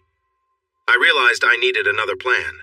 My phone was safe and dry in the running pouch on my arm. I sent a message, and within seconds, I got a reply telling me to hurry up because they were waiting for me. After taking some pain relief, I left my wedding ring and my door key on the table and traveled for 3 hours to Bournemouth. It felt like the right time to start fresh. I arrived at Josh's house just after midnight. We had an emotional reunion with hugs. He introduced me to his wife, Lauren. I apologized for surprising them, but Josh laughed it off, saying he owed me his life. He and his family were ready to help me in any way they could. After a nice chat, we decided to get some rest. The next morning, Josh wanted me to meet his dad, Derek. While I lay in the spare room, my phone buzzed with a message from Ashley. It was just past 1 in the morning. "Where are you? I'm worried. Your running clothes are all over the floor, and there is some blood in the bathroom. Why is your wedding ring here? Many of your things are missing. I'm sorry, they said they wanted to speak with you privately, so I told them where you ran. It was just a chat. Come home, please." I didn't reply and tried to sleep. In the morning, I left with Josh, who was really happy to see me. When we entered his dad's office, Derek gave me a big hug. "Chris, I've been wanting to meet you and thank you for helping Josh in Spain. We planned to visit you when things settled down, but here you are instead. I gather things have gotten quite messy back home."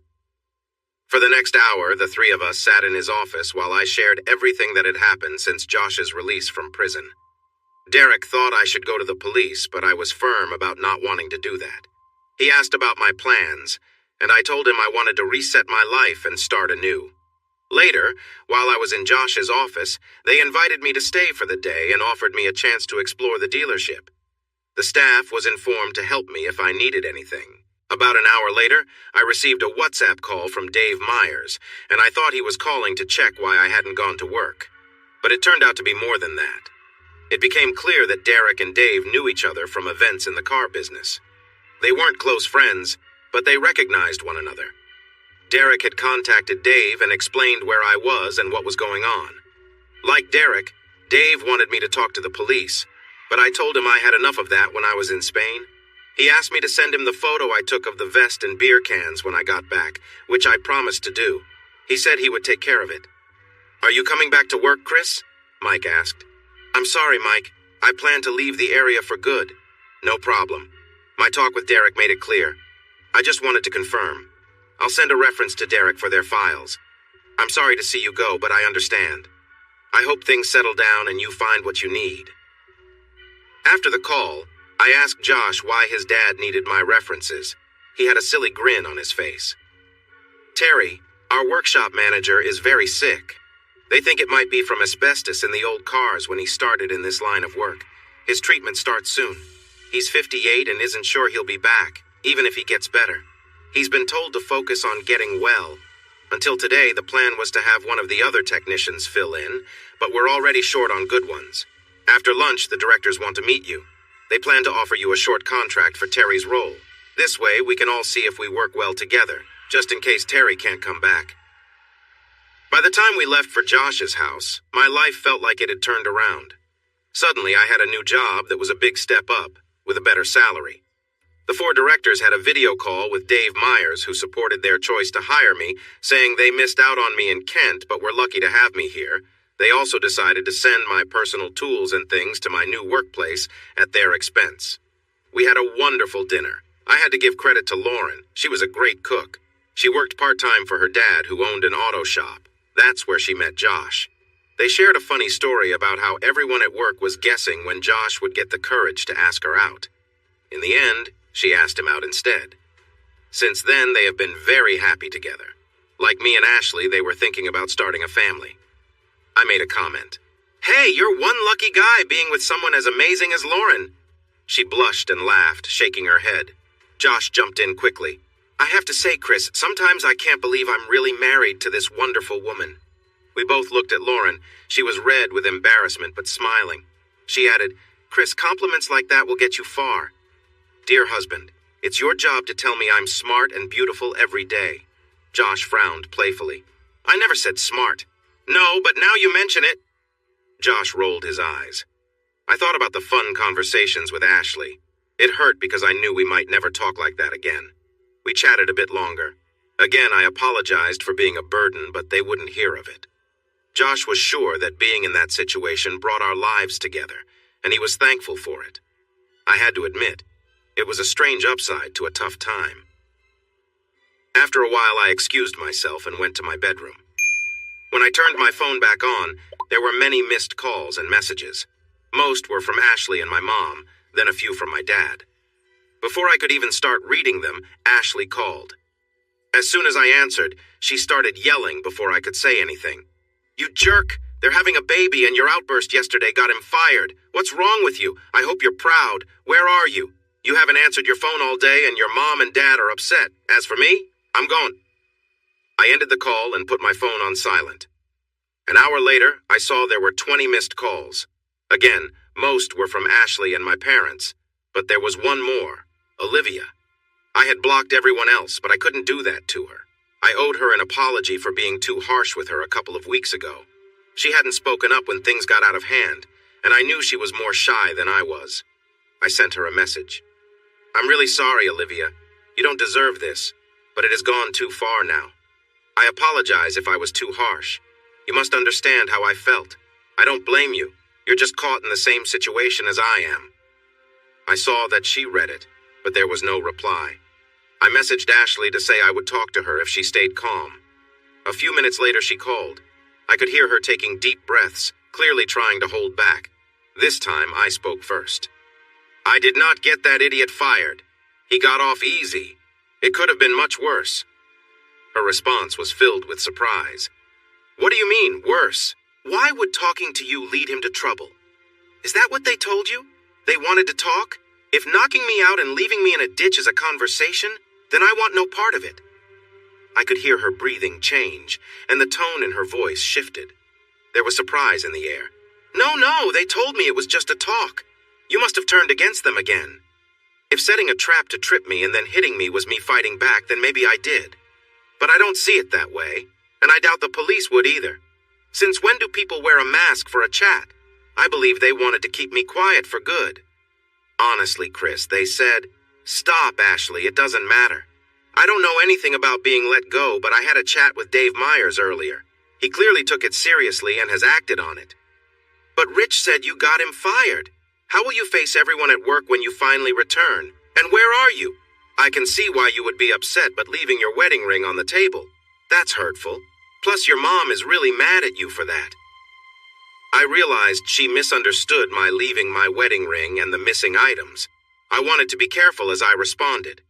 My coworkers have no problems with me. In fact, they are eager for me to come to work tomorrow. That's not what Rich said. He mentioned that 2 technicians have been suspended for a week, and he said you will pay for all this. Just wait and see. Chris, please come home. We need to discuss this and sort it out together. I'm not sure where you are staying. Your car wasn't at the hotel, so you must be somewhere else. I scoffed, loud enough for her to hear. Ashley, I'm done. I don't work there anymore. I'm not in Beckstone, and I have no plans to return. I heard her take a quick breath. But what about me and our baby? This is your home. I'm your wife. I paused for a moment, listening to her breathing. When I spoke, my voice was soft, as she clearly hadn't grasped what had happened. Ashley, I've left you. Leaving my wedding ring should have made it clear what that meant. I tried to reach out when I came home to fix things. Yes, it was tough, but you didn't listen. You chose to side with them, knowing they would ambush me. It doesn't matter if they said it was just a talk. You keep putting them before me, before us. I'm sorry. I said our marriage was hanging by a thread, telling them where I was cut that thread, and now our marriage is over. I could hear her starting to cry, her voice weak as she tried to speak. Please, Chris, no. I want our marriage. I wasn't on their side. They said everything could be fixed if they spoke to you. All I want is to return to normal, to love you, and to have you love me and our baby. I'll do anything. I'll stop seeing them and talking to them. Please, Chris. I'm begging you, just come home. I need you. It was all a terrible mistake. Suddenly, it sounded like she dropped the phone. I shouted for her, but there was no answer. I hung up and called my dad, asking him to come over quickly since I was far away. I sat on the bed watching my phone and tapping my feet. 30 minutes later, my dad called me, but it was my mom on the other end, and she was very upset. Are you proud of yourself now? Your wife is on her way to the hospital saying you've left her. Is that true? You need to come home now and talk to us. Stop causing all this pain." A tear slipped down my face at my mom's words. How could she turn against me? Why wouldn't she support me in this? I spoke quietly before hanging up. "I love you, Mom. Maybe one day you'll see the truth. I'm gone from your life now. You won't have to feel embarrassed about me in front of the neighbors. If that child is mine, I will do my best as a father, but as a single one. Ash and I are finished. It's over. When she feels better, tell her my lawyer will reach out. I suggest she finds one for the divorce." I shut off my phone and turned it off. All I could do was sit on the bed and stare at the wall. A little while later, there was a knock on the door. I said, "Come in," and Lauren walked in with a cup of tea. She set it on my bedside table and gave me a hug. I rested my face on her head. Just feeling the warmth of someone else made me feel a little better. I tried hard to stay calm. I didn't want to burden her. She left me alone, and I couldn't sleep well that night. I focused on my new job and the need to find a place to stay. For the rest of the week, I dived into learning about my new company. I reviewed the important policies and made sure to get to know the staff. I thought someone might be upset about me taking the role, but it turned out that most were happy with their jobs and didn't want the extra stress. I connected well with Terry, and I felt sorry for his situation. At the end of the week, he told me he wasn't sure if he'd return if his treatment worked, but he felt I was the right person for the job. It was a great week, and his kind words on Saturday really lifted my spirits. I got invited out Saturday night with some of the other single guys. I had never been to Bournemouth before and was surprised by how lively the nightlife was. It was a popular spot for holidaymakers, and it also attracted many groups celebrating. As the night went on, I found myself dancing with several women. I noticed a group celebrating a friend's upcoming wedding, and the bride Toby approached me for a dance. One dance led to 2, then 3. Then she surprised me by asking something unexpected. "Would you come back to my hotel with me? My friend said I should do something fun before I get married. I wanted it to be with someone nice, someone who would treat me well." We left the dance floor and her friends cheered us on. Outside, she seemed shy and looked down at the ground. I gently lifted her chin to meet my gaze. "It's strange," I said. "My soon-to-be ex-wife had friends like yours. Their influence really hurt my marriage. I can see you might not be sure about this. Don't let your friends decide for you. Do what feels right. If you go through with this, it might follow you into your marriage." She suddenly started to cry and hugged me tightly. Her friends had been encouraging her all week to go out with a bang, but she wasn't ready for it. She thanked me for helping her find the courage to stay true to herself. Before running back inside, she gave me a quick but heartfelt kiss, her cheeks bright red. I felt a smile creep onto my face. While I couldn't fix my own marriage, maybe I could help her in some way. I found a taxi and went back to Josh and Lauren's place. After staying there for a few weeks, Derek and his wife Cindy invited me to join the family for Sunday dinner. I happily accepted as I enjoyed their company. I met 2 more family members, Josh's older sister Jess and her 5-year-old son. I recalled Josh mentioning a troubling situation involving her ex-husband who was currently in prison. Josh never explained much, and I respected that. When Jess was introduced to me, she looked down, avoiding eye contact. I initially thought she was acting standoffish, but as the afternoon continued, I realized she was just trying to protect herself, likely because of past experiences. I would ask Josh or Lauren about it later. On the other hand, her son Noah was full of energy, a lively little boy. It made me think of how my aunts used to say I was just like him. Later in the afternoon, we went outside. The weather was unusually warm for the season. They had a nice garden with a couple of small football goals. Before long, Noah asked his granddad to play a game, excited because there were enough of us to join in.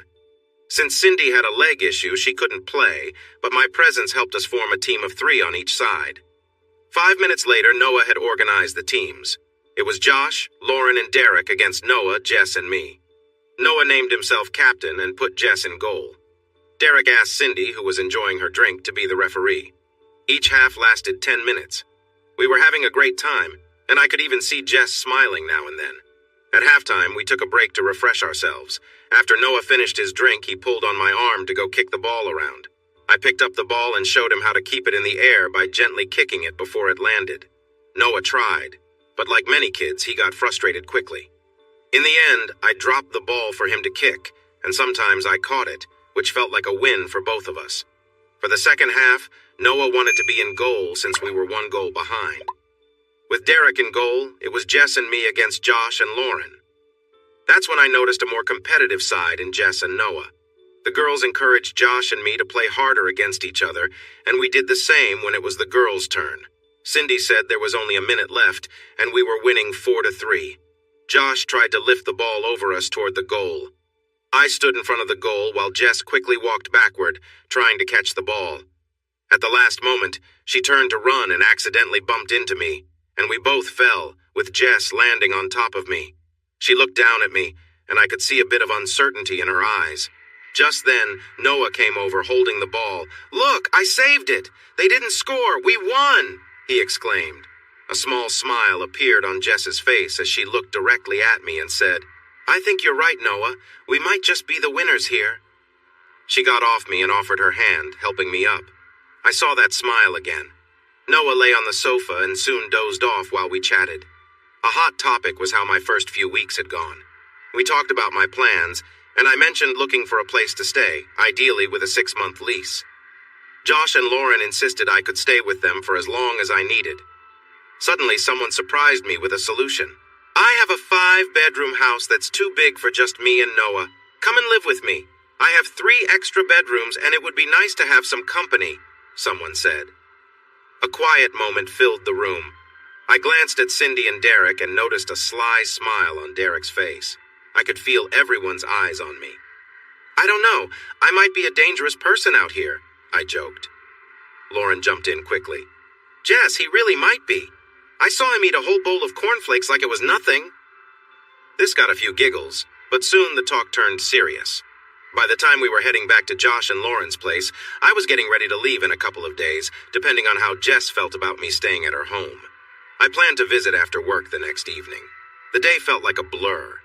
Terry had 1 more day until he started his treatment, so I focused hard on my tasks. I was thankful everyone around me seemed to care. They wanted things to work out just as much as I did. Around midday, I got a message from Jess. She said I could bring my things over and stay if I wanted, and dinner would be ready, giving Lauren and Josh a nice moment together. She asked if fish fingers were okay. I replied with a fun emoji to show I was excited. Fish fingers. I hadn't had them since I was about 15. When I arrived at her house, it was a nice modern place in Christchurch. There were good cars parked nearby, so I guessed the area was well off. As I drove up, Jess opened the door and was holding back Noah. As soon as I stepped out, she let him go and he rushed over, thrilled to see me like it was a big celebration. I left my suitcases by the car and grabbed a bunch of flowers and a package from the passenger seat. As I walked in, Jess thanked me and blushed when I handed her the flowers. Once inside, she went back to cooking. I asked if I could give Noah the package and she nodded. He excitedly opened it and started bouncing around in joy. I had researched toys for playing keepy uppy. There was a fun harness that came with a small soccer ball. 5 minutes later, Noah was wearing the harness and kicking the ball. After one broken decoration, Jess decided it was an outdoor toy only. He dashed out to the garden as she prepared to serve dinner. I expected frozen fish fingers, but she had not been completely honest. These were homemade with fresh fish and breadcrumbs. They were delicious. As we ate, it seemed like she was caught between 2 feelings I had noticed before. The main side I saw was one of someone who felt hurt, but there were hints of a happier person inside, waiting to come out.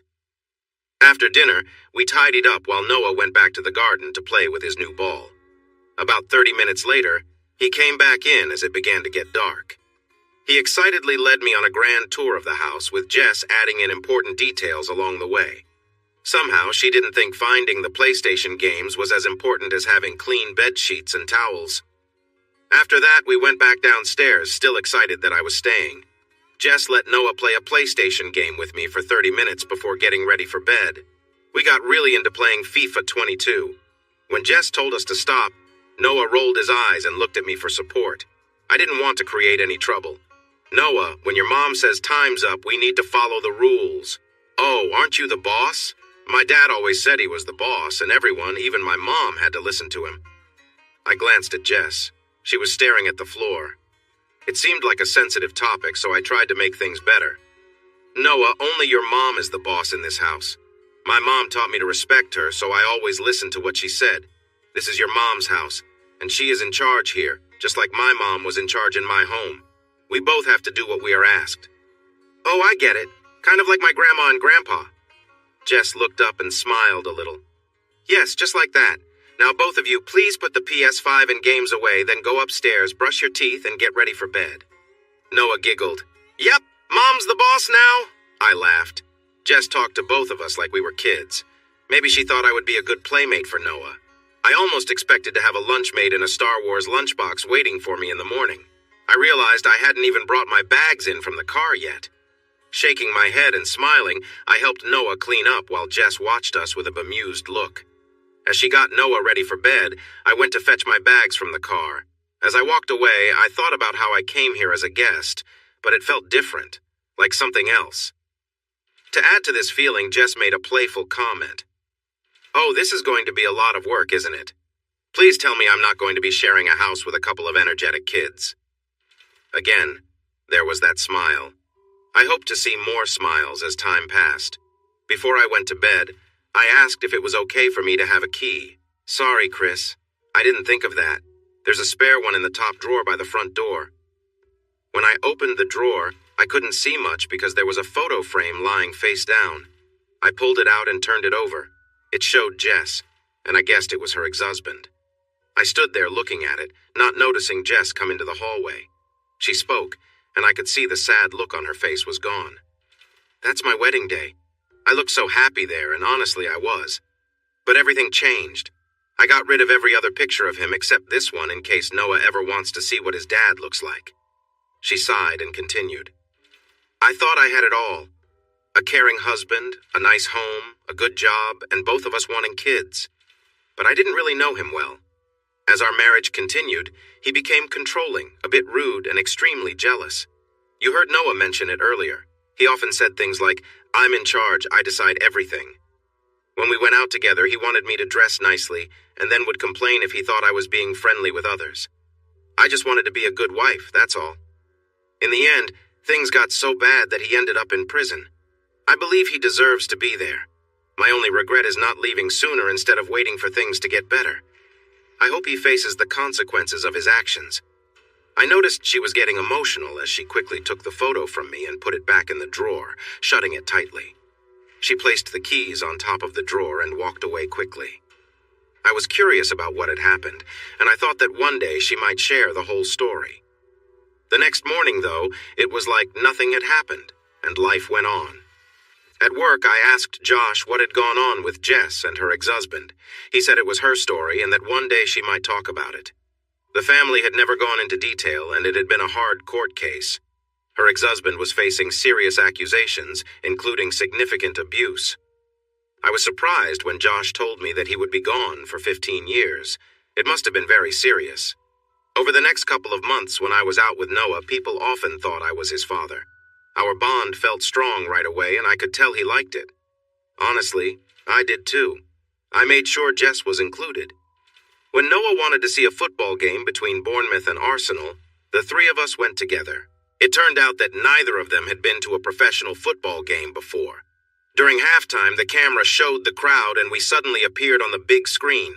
Noah jumped up and waved his arms. The commentator said, "There's one happy family." This changed everything going forward. As we walked home after the game, Noah was super excited. We joked about whether he was thrilled to be on the big screen or just happy about the match itself. Jess said the commentator was right. We looked like a great family together. For the first time, she linked her arm with mine as we strolled home. That evening, Jess surprised Noah by saying that Grandma Cindy and Grandpa Derek wanted to see him and hear all about the game. She asked if I could take him over while she prepared dinner. When I got to Derek and Cindy's, they greeted me warmly. It still felt strange, but they treated me like I was family. Just before I left, Cindy pulled me aside. "I've never thanked you, but thank you for helping my children.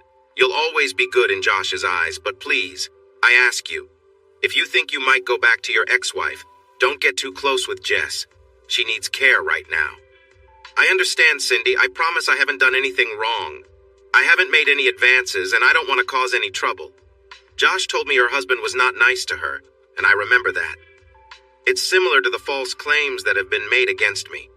I stopped Josh from getting hurt, but I haven't done anything for Jess. She smiled and gave me a gentle kiss on the cheek. You don't see what I see, but you've helped Jess more than any doctor could. Please, for both of us, take it easy with her. She might struggle to recover if things go wrong again. With that, I left, feeling a bit confused. Was it obvious that I was starting to like Jess? I wondered if it was just a passing feeling because I was lonely and Jess was there. Other than her linking her arm with mine as we walked home from football earlier, I hadn't noticed any clear signs from her. I would talk to Lauren next time I saw her. She would surely know what I was missing. As I opened the door, a delightful smell from spices and herbs led me into the kitchen. There were pots and pans cooking, which was usual, even though Jess had made a joke about fish fingers when I first met her. She was a great cook, but something was different. Jess was dressed in a way I hadn't seen before. Since I met her, she usually wore casual clothes like joggers, jeans, long skirts, and loose tops. Now she had on an apron over a little black dress, black tights, and kitten heels. Jess's black hair was loosely pinned up and she wore makeup. Normally it was very light, almost as if she wasn't wearing any at all. But tonight her makeup was a bit more noticeable, highlighting her natural beauty. I had noticed this the first time we met. Are you expecting someone tonight? I asked. She stopped cooking, looking quite nervous, and I sensed a hint of fear. Yes, I am. I have a date. I hope that's all right. That surprised me. I hadn't seen it coming. Oh, I'm sorry. You should have told me. I would have made plans to be out of the way. Let me change and I'll leave you in peace in 10 minutes. She stood still, looking at me. When she spoke, her voice was soft. My date is here, unless he doesn't want to be. She took a deep breath and held it in, tears building in her eyes. I realized she was afraid of being turned down by me. Her mom's earlier comment made sense now. I felt foolish. Jess, I'm such an idiot. Of course I'm happy to be here with you. You've gone to so much trouble. Let me change into something nicer for our evening. She sighed with relief, the stress leaving her body as she visibly relaxed. Most importantly, she smiled. Noah had stayed with his grandparents before, and we had acted normally like he was at home. Tonight felt very different. As Jess finished cooking, I quickly showered and put on clothes that felt special for us. I felt a bit nervous. The last date I had been on was years ago with Ashley. As we sat together, we both felt a little anxious, even though we were getting comfortable around each other.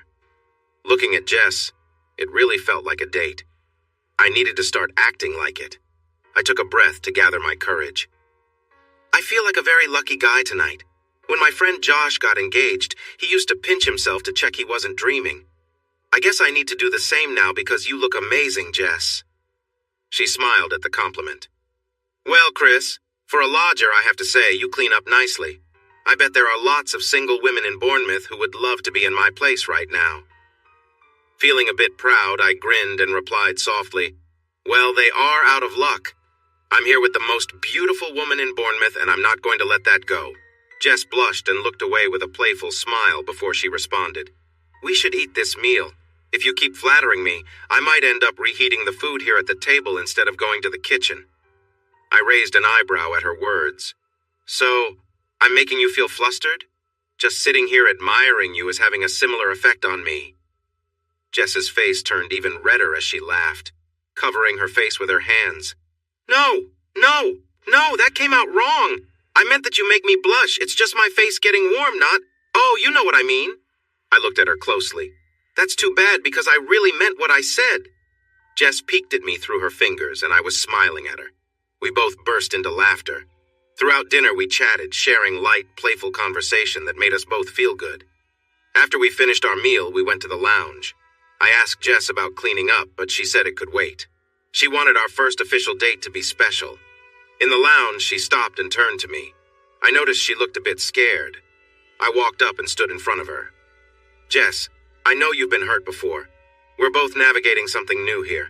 Let's take things at your pace. With that, she wrapped her arms around my neck and we slowly leaned in for a kiss.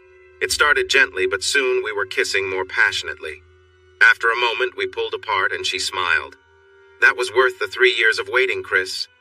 We put on some soft music and spent the next hour sharing sweet moments and slow dancing. She seemed relaxed, but when I reached to unzip her dress, she tensed up. I stopped right away. She pulled me close and whispered, "I'm sorry, Chris. I'm not ready for that yet.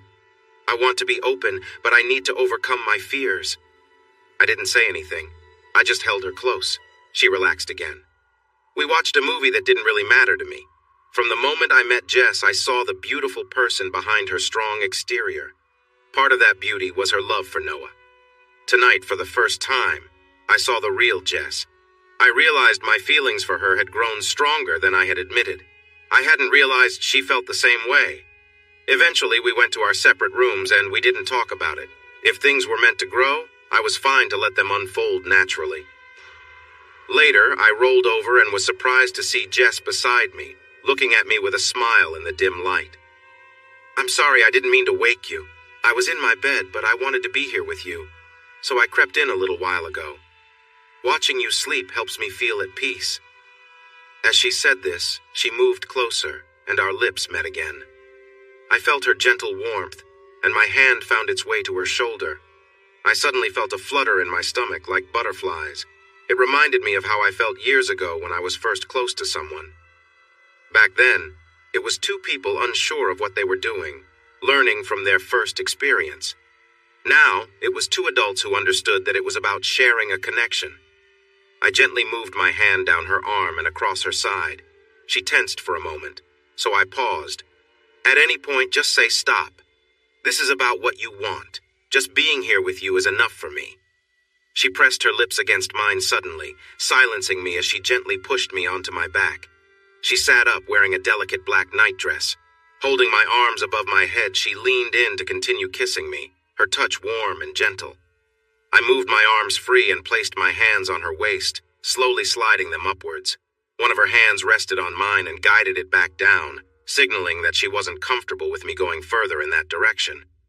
I respected her unspoken boundary and kept my hands on her waist, outside of the nightdress.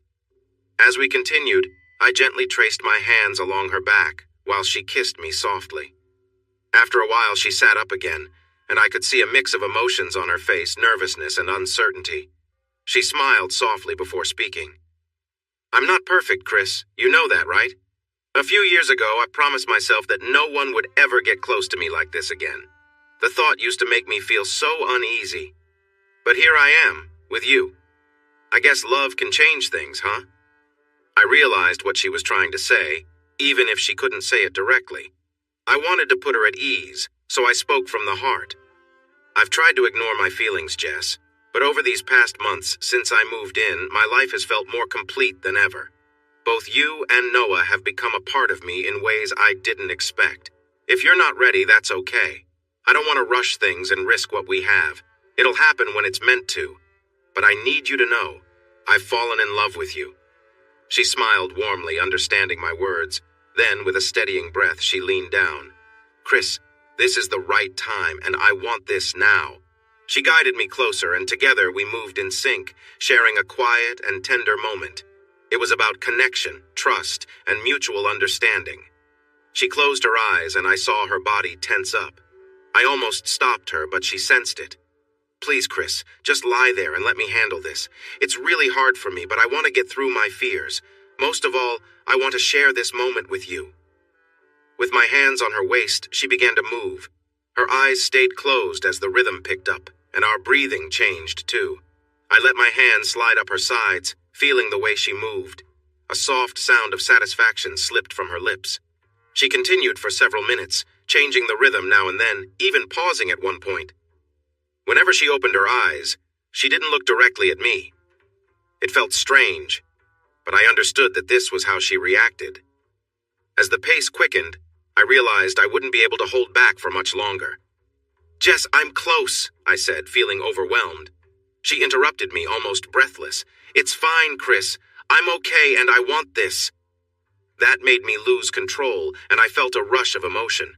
She was still there with me, moving gently. I could sense everything around us. In that moment, she leaned down and kissed me deeply. Her eyes were wide open and looking into mine. As we slowed down, my body relaxed.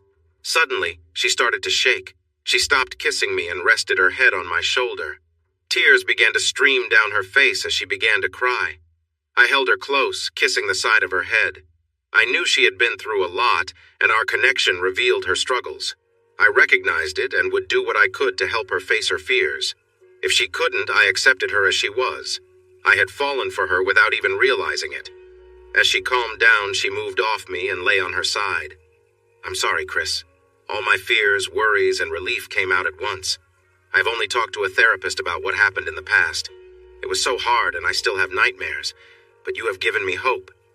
My heart felt empty except for my love for Noah, but when we played football that day we met, a light came into my heart. For the first time in a long while, I didn't feel scared of a man. There was something about you, something special. When I'm ready and able, I'll share my story with you."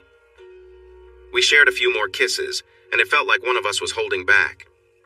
"Jess, do you want me to be with you again? I mean, you didn't." A finger touched my lips, telling me to stop. "Save it, my dear. That was something I haven't felt in a long time. All I can say is, things will get better, and there's a lot for us to discover together." We lay in each other's arms, feeling the warmth between us. After a few minutes, her breathing became steady. A quick look at her face showed she had fallen asleep. I wondered what worries haunted her. I hoped that as we continued to grow closer, she would let me in completely so I could understand and support her. I felt happy and at peace. Surprisingly, I didn't feel guilty, even though I was still married. Instead, I felt a sense of belonging. We stayed in bed until 10 in the morning, then got ready to visit her parents. In less than a day, everything had changed between us. As we left, she kissed me softly on the lips before we got in the car. She wore a dress that fit her well, and her makeup was lovely, with red lipstick that matched her dark hair and fair skin. When we arrived, she held my hand as we walked to the front door. "Jess, don't do this for me. I'm not. I'm doing this for myself, for us. I'm feeling good about this, so don't overthink it." Derek reached the door before Jess could open it. His face lit up with a big smile. Suddenly, Noah squeezed between us, wrapping an arm around each of our waists. It hit me I now had a family. At dinner, everyone was smiling at us. When I glanced at Jess, she was bright red. She turned to the table and asked, "What?" Lauren quickly replied, "It's about time." The four of them chuckled, clearly enjoying our awkwardness. Soon, 5-pound notes were being passed down the table to Cindy. It seemed strange that we all were contributing for something, and I pulled out a $5 from my wallet.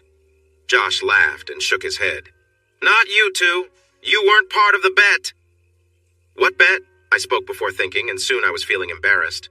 Lauren then pointed out, "My 5 was on last weekend, but Cindy said it would be this one, so she collects."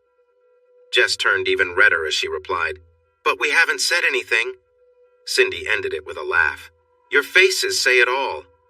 You might as well have walked in with a big sign and a band announcing, 'Yes, we did it. We're together now.'" As things settled down, Noah realized that something important had happened.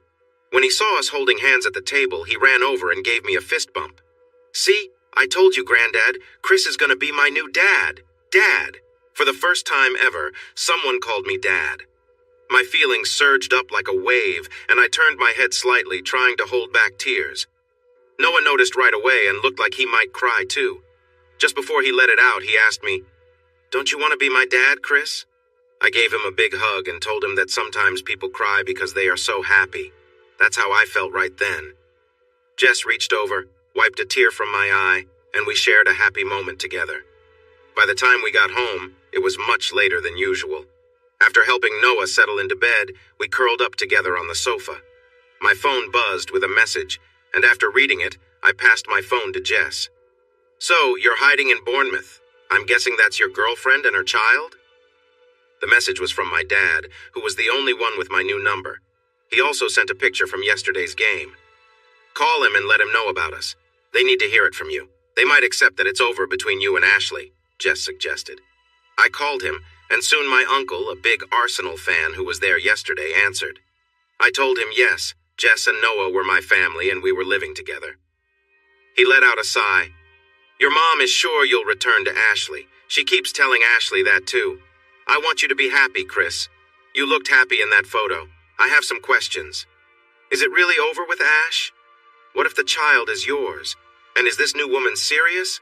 It seems fast. You haven't even started the divorce yet. Dad, I've got Jess here with me on speaker. If the child is mine, I'll be the best dad I can. But it's over with Ashley. There's no turning back, it's just not happening. I haven't filed for divorce yet because my lawyer advised waiting until the baby is born to establish paternity. After that, I'll be filing, unless Ashley does it first. As for Jess, it's still new for us. Neither of us expected to find each other, it just happened. Jess and Noah are the good things that came from my tough time. I'm happy, but I promise I won't ignore my responsibilities if that baby is mine. Jess kissed me on the cheek, and we sat quietly, waiting for my dad to respond. I knew he wouldn't rush his thoughts. He was thinking about what I had just told him. All right, son. I will let your mother know you contacted me. I will try to help her understand that it is over between you and Ash, but I doubt she will accept that. Jess, I'm sorry this is the first time we are talking. Still, thank you for bringing some joy back into my son's life. If that picture says anything, that phone call strengthened our bond. It gave Jess the comfort that I had been honest about my feelings. Everything seemed to be getting better. I did have some money troubles trying to balance my expenses, including my mortgage and bills back home as the lawyer had advised. I used Jess's family's information to keep my location private. Jess assured me not to worry about her bills. They were all taken care of and would be for a long time because of funds from her divorce. My connection with Noah felt like a blessing. He was happy to call me Dad, even in front of his friends. Jess helped him see that he had a real dad. She used one of his friend's situations, explaining that even though that Dad was away, they might meet when he grew older. Noah seemed content with that. A month later, my dad messaged me asking me to call him right away. When we spoke, he shared the sad news. Ashley's parents had died in a car accident on their way to their home in Spain. Their car had crossed the road and crashed into a truck. The report showed that Ashley's dad had a heart attack and likely didn't survive the crash. I sent Ashley a card to express my sorrow. The funeral was set for 3 weeks later. Dad asked me to make an effort because Ashley was still considered my wife, and he mentioned she was having a tough time. I kept thinking about whether I should attend the funeral. In the end, Jess suggested I should go to show my respect and support for Ashley and my family. She came with me back to Kent, but we stayed in Maidstone, away from my old neighborhood. The night before the funeral, we met Dad for a quick drink. He left early to avoid drawing attention. Ashley was staying with my parents. Dad asked if I would be there for Ashley during the funeral. I hesitated, but Jess told him I would support her. She held my hand. It would be difficult for both of us, but we would manage. Jess dropped me off down the road from my parents' house and headed to the Ashford Outlet Center. She thought some shopping might help her cope with the day. I offered to help her with some money, but she turned it down, saying everything was already taken care of. All she really wanted was a night full of love and happiness. When I entered my parents' house, my mom stood there looking at me with a frown. I opened my arms for a hug. She came to me and hugged me tightly, and I could feel her crying against my chest. "I've missed you, Mom." Hearing that made her cry even more, and she held me even closer. After a moment, she stepped back and wiped her tears. Then she took me to the sunroom. Ashley was sitting there, and it was clear that her pregnancy was showing. She started to get up, but I signaled for her to stay seated. My parents took 2 chairs, so I ended up sitting next to Ashley. As soon as I sat down, she burst into tears. Jess had told me to be there for her, but to set some boundaries if I needed to. I reached over to her and took her hand. She looked at me as I spoke. "I'm really sorry for your loss, Ashley. They were good people. I'm here for you today because I know you need support. Does this mean you're back in my life?" Her eyes held a bit of hope, but I could see she was afraid it wasn't true. "I'm sorry, Ashley, but I've moved on. Any hurt or blame from the past has faded away. It was a tragic mistake, and we should both learn from it. I don't hate you. There's still some care for you in my heart, but that's all that's left, and it won't change."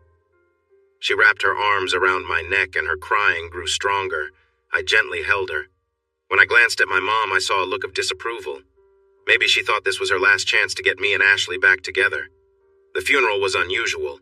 In their will, they asked to be cremated together if they passed away around the same time. They got their wish. Their ashes were placed in a special casket meant for both of them. I stayed with Ashley the whole time, holding her hand as she faced the ceremony. As family and friends came by to offer their condolences, some completely ignored me, including a few former friends who looked at me with anger. I suppose they felt it should have been me being honored, not Ashley's parents. I stayed quiet and focused ahead. I noticed 2 people weren't there, Rich and Olivia. I planned to ask my dad about them later. At the wake, most people overlooked me, likely because of the rumors that lingered. My mom approached me, urging me to stay for Ashley and the baby's sake. I pulled out my phone and showed her a picture of me, Jess, and Noah enjoying a fairground ride. She walked away, upset. I texted Jess to let her know I'd be leaving soon since I had been at the wake for nearly 2 hours, and people were starting to leave. I suddenly heard a loud argument near the bar in the pub. Jacob's drunken voice stood out sharply. "Where is that loser? What kind of husband leaves his pregnant wife to take care of everything alone? He's just scared of being a dad. Now he comes here pretending to help before he disappears again."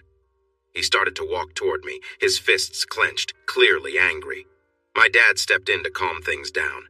"Jacob, this is not the right time or place for this. You need to stop and think about how this affects everyone else." Jacob reacted with scorn. "What? Like your son who mistreats his wife? You must be so proud." Just then, Ashley appeared and slapped Jacob across the face. "Be quiet, Jacob. You ruined my marriage with your lies. I won't let you disrespect my husband anymore." The room filled with gasps, and my mom looked shocked as she realized the truth she had been kept from. I spoke firmly as I headed for the exit. "If the child is mine, I will be there for it. Ashley knows that. But are you both ready to take care of it if the child is yours?" Another gasp echoed in the pub as I walked out. Jess was waiting for me on the road. As I opened the door, Ashley called out in distress. "Chris, I love you. I've always loved you. I did what you asked, and everyone knows the truth now. Please come home. I need you, and the baby needs you." Her last words were muffled as tears fell and she sank to the ground. We stayed still while my parents went to support her. Jess looked at me with concern before asking, "Chris, what do you want to do now?" "Jess, please take me away from here. I can't stay any longer." I leaned back and closed my eyes, feeling overwhelmed by what had just happened. As we drove home, I explained everything to Jess. I noticed her thinking, wondering if she would ask what was on her mind. "How are you feeling, Chris? If things are as you say, this news will spread. You mentioned your mom looked shocked when the truth came out. Maybe she'll understand you were telling the truth. I hope so, especially with Christmas coming. It would be nice to meet them, along with Noah. What do you think?" I hesitated to answer, and Jess noticed my pause. Her grip on the steering wheel tightened a bit. "Jess, this has been a lot to take in, especially with Ashley showing up like that. I'm being honest with you. We are married, and we still are for now. Then there's the baby she is expecting, and it might be mine. I really want to be a part of its life. Can we figure out a way for me to be a part-time dad, even from a distance? Can you manage having another child stay with us now and then, if I can get the rights to do that? If the baby isn't mine, I don't care. But if it is, it would hurt so much not to be involved. I want us to be part of this child's life, me, you, and Noah. I love you, Jess. Please think about it." She kept looking out through the windshield as she replied, "That's okay." There was a pause. Then she took a deep breath and let out the words that were trapped inside. "I love you, Chris. If we have the chance to be part-time parents and give Noah a little brother or sister, I'm ready for it. I've thought about it a lot, and I'll admit it. I'm scared you'll see that baby when it comes and leave me. From what I know, when you first see your newborn, it changes everything. You create a bond that makes you promise to do anything for that little one." I quickly responded to her words. "I promise you right now there's no turning back. If the baby isn't mine, nothing changes. They'll need to deal with it. If it is mine, then I believe we can make it work." She took one hand off the steering wheel and held mine as we drove back down the M3, going home. After the funeral, things settled down back in Kent, according to my dad. Neighbors apologized for making things hard on my parents. Even the pub owner said sorry to my dad, and I was allowed back into the pub. That really made me smile. There was some backlash against my old friends, at least the ones still around. It turned out that after losing his job, rumors started about Rich facing a serious investigation. Apparently, some dog walkers had discussed finding a man in a ditch under suspicious circumstances. I think Dave Myers might have started those rumors too. Rich and Olivia moved up north, probably to where her parents live near Manchester. They never came back to Kent. Not long after the funeral, Jacob and Emily's marriage fell apart. They realized they were at the center of the trouble that started in Benidorm, and the fallout was tough for them. He blamed her for starting the ridiculous swap, and she blamed him for being careless and possibly getting Ashley in trouble. I thought it served them right. I remembered my dad saying that the truth would come out, and he was right. I had a talk with my mom, and it was still hard. The hurt and anger she held against me cut deep. Jess said time would make things better. My mom would be embarrassed, so I needed to be patient. I suggested inviting Jess and Noah to meet my parents. With Christmas approaching, Jess asked them through me if they wanted to visit. They politely declined. Ashley had been feeling very low since her parents passed away, and my last decision to not reconcile had left them trying hard to help her. We sent them a gift and a card for Christmas, including our address since they didn't know it. In return, they sent us a card and some small gifts, including some Lego for Noah. Spending time with Jess and Noah made me love Christmas again. Like all kids, Noah was starting to realize that Santa Claus wasn't a real person. This made Jess laugh as she wondered who was having more fun, me, picking out and wrapping gifts for Noah, or Noah opening them on Christmas Day. In the end, she said we were just as excited as each other. We gave him a Harry Potter train set. He rushed into our room to tell us that Santa had visited and left him lots of presents. He pulled me into his room. Soon after, a sleepy Jess came in, shaking her head and yawning, saying something about boys and their toys, as we worked on the train tracks. She smiled as she went to make us both coffee. We were invited to Derek and Cindy's for Christmas. While they were busy getting dinner ready, I sat with Jess and Noah and made a video call to my parents. Other than my secret meeting with my dad, they hadn't seen or talked to Jess or Noah before. "Happy Christmas, Dad. Is Mom with you?" The camera moved, and I saw my mom in her apron, working on dinner like Cindy. "Happy Christmas, Mom. Someone wants to say thank you." A shy Noah climbed onto my lap, looking at the camera. My mom paused and smiled nervously at the screen as Noah's face filled their phone. Thank you for my Lego. I like it." My dad said, "Glad you like it. After Christmas, I hope you can show us what you built." Noah nodded and hopped off my lap. I pulled Jess in close. "Happy Christmas, Mr. and Mrs. Watts. This feels a bit formal, but I understand why we have to do it this way right now." Suddenly, Ashley started yelling in the background, and I understood why my mom was anxious. "Please, Chris, I love you. You need to come home." My dad took the phone and walked into the hallway, closing the kitchen door and cutting off Ashley's voice. "Sorry, she was in the conservatory. We didn't hear her. Thanks for calling. We'll talk when we can. Happy Christmas to both of you." Then he was gone. I sighed and looked at Jess. It was hard for both of us to see Ashley so upset. We chose not to talk about it more because we didn't want to spoil our first Christmas together. Christmas came and then New Year, and we went to a party at her parents' home. When we arrived, some people looked surprised. Ashley had her hair done and wore a pretty black dress that showed off her figure. She looked amazing and held my hand as we danced together most of the night. For a change, we decided to stay over so we could enjoy some drinks. Noah almost stayed up until midnight, but he finally fell asleep.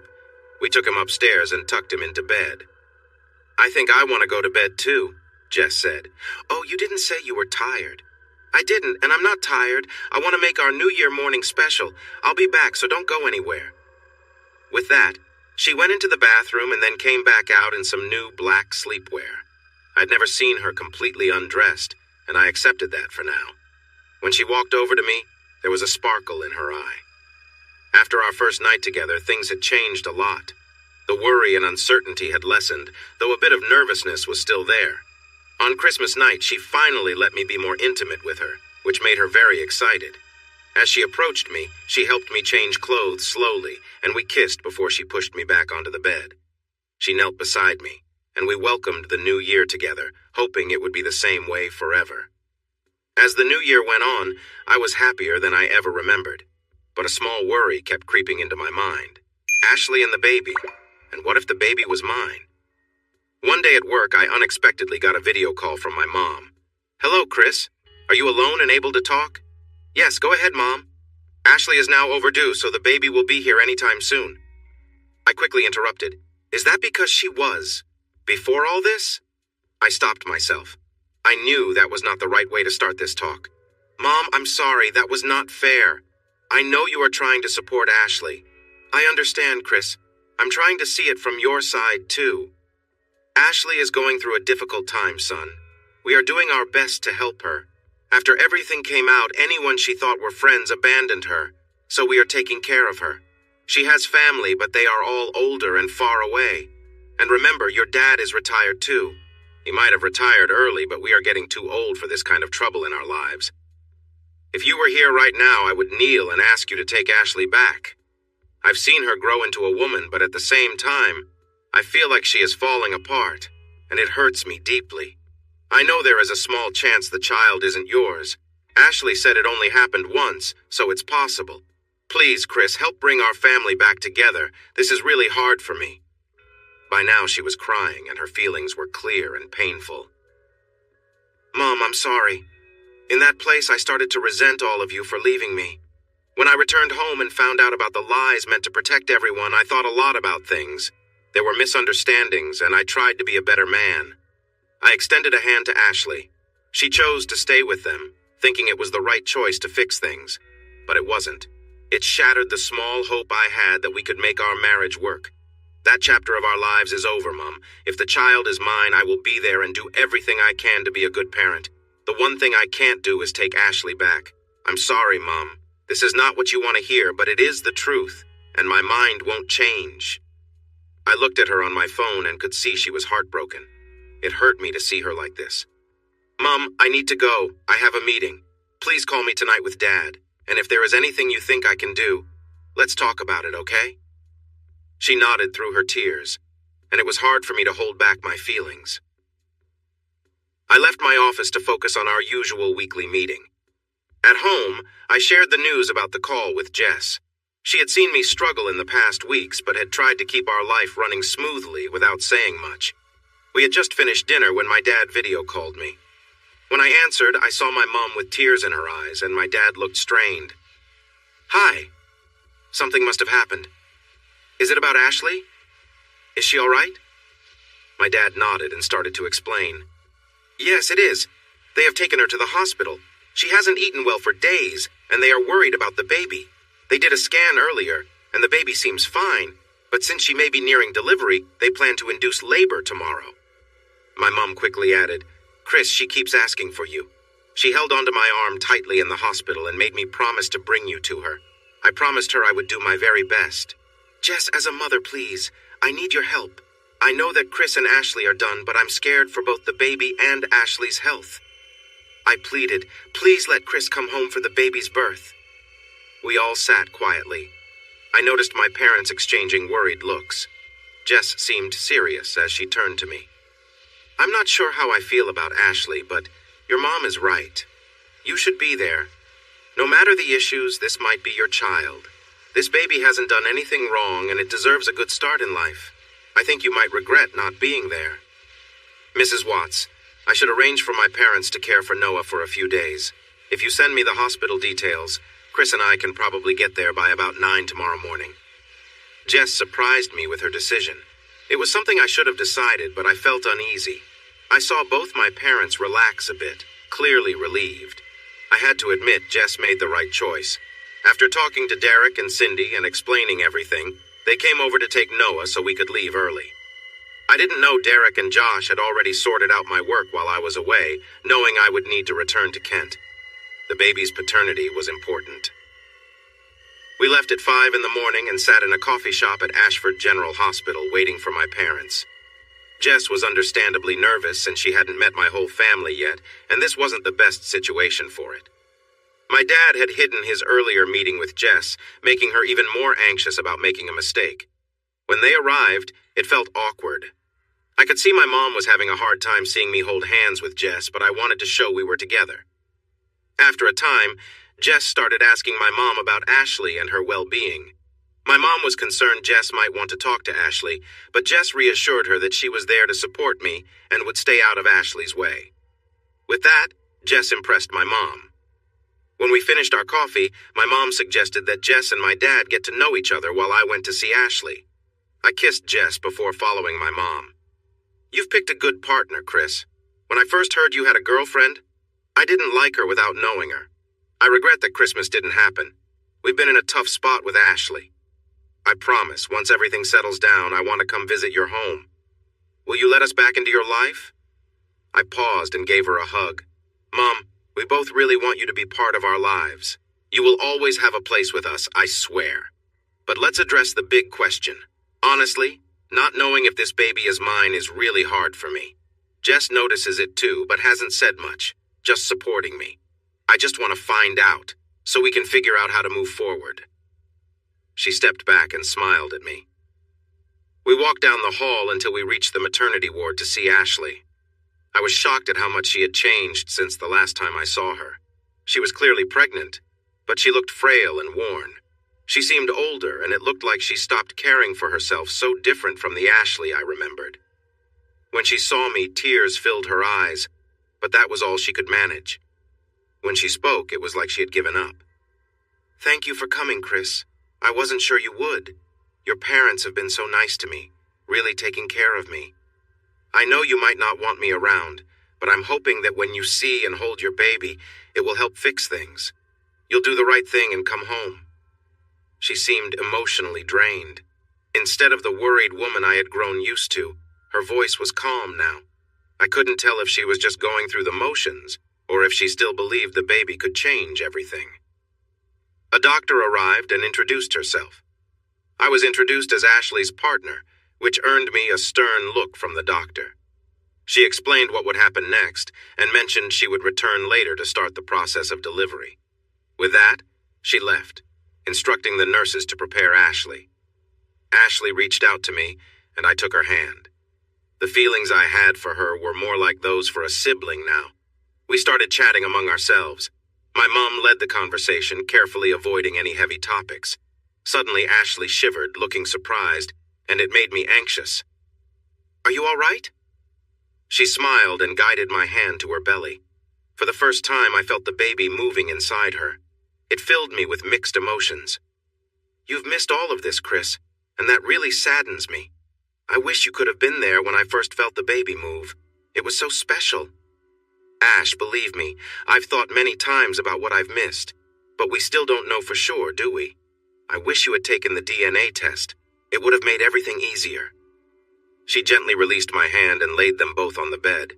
She looked up at the ceiling, calm but with tears starting to fall. I glanced at my mom for help. She shook her head slightly, telling me to let Ashley speak for herself. She began to talk softly. "Every day, Chris, I think about my choices. It was Emily's idea. I thought it was a good way to handle those trips to Benidorm, so I went along with it. I foolishly believed you were part of it. But the next morning, when we were all messaging about how fun it had been, Olivia said nothing happened between you two. She even said she thought you didn't know she was there. That's when my doubts and fears began.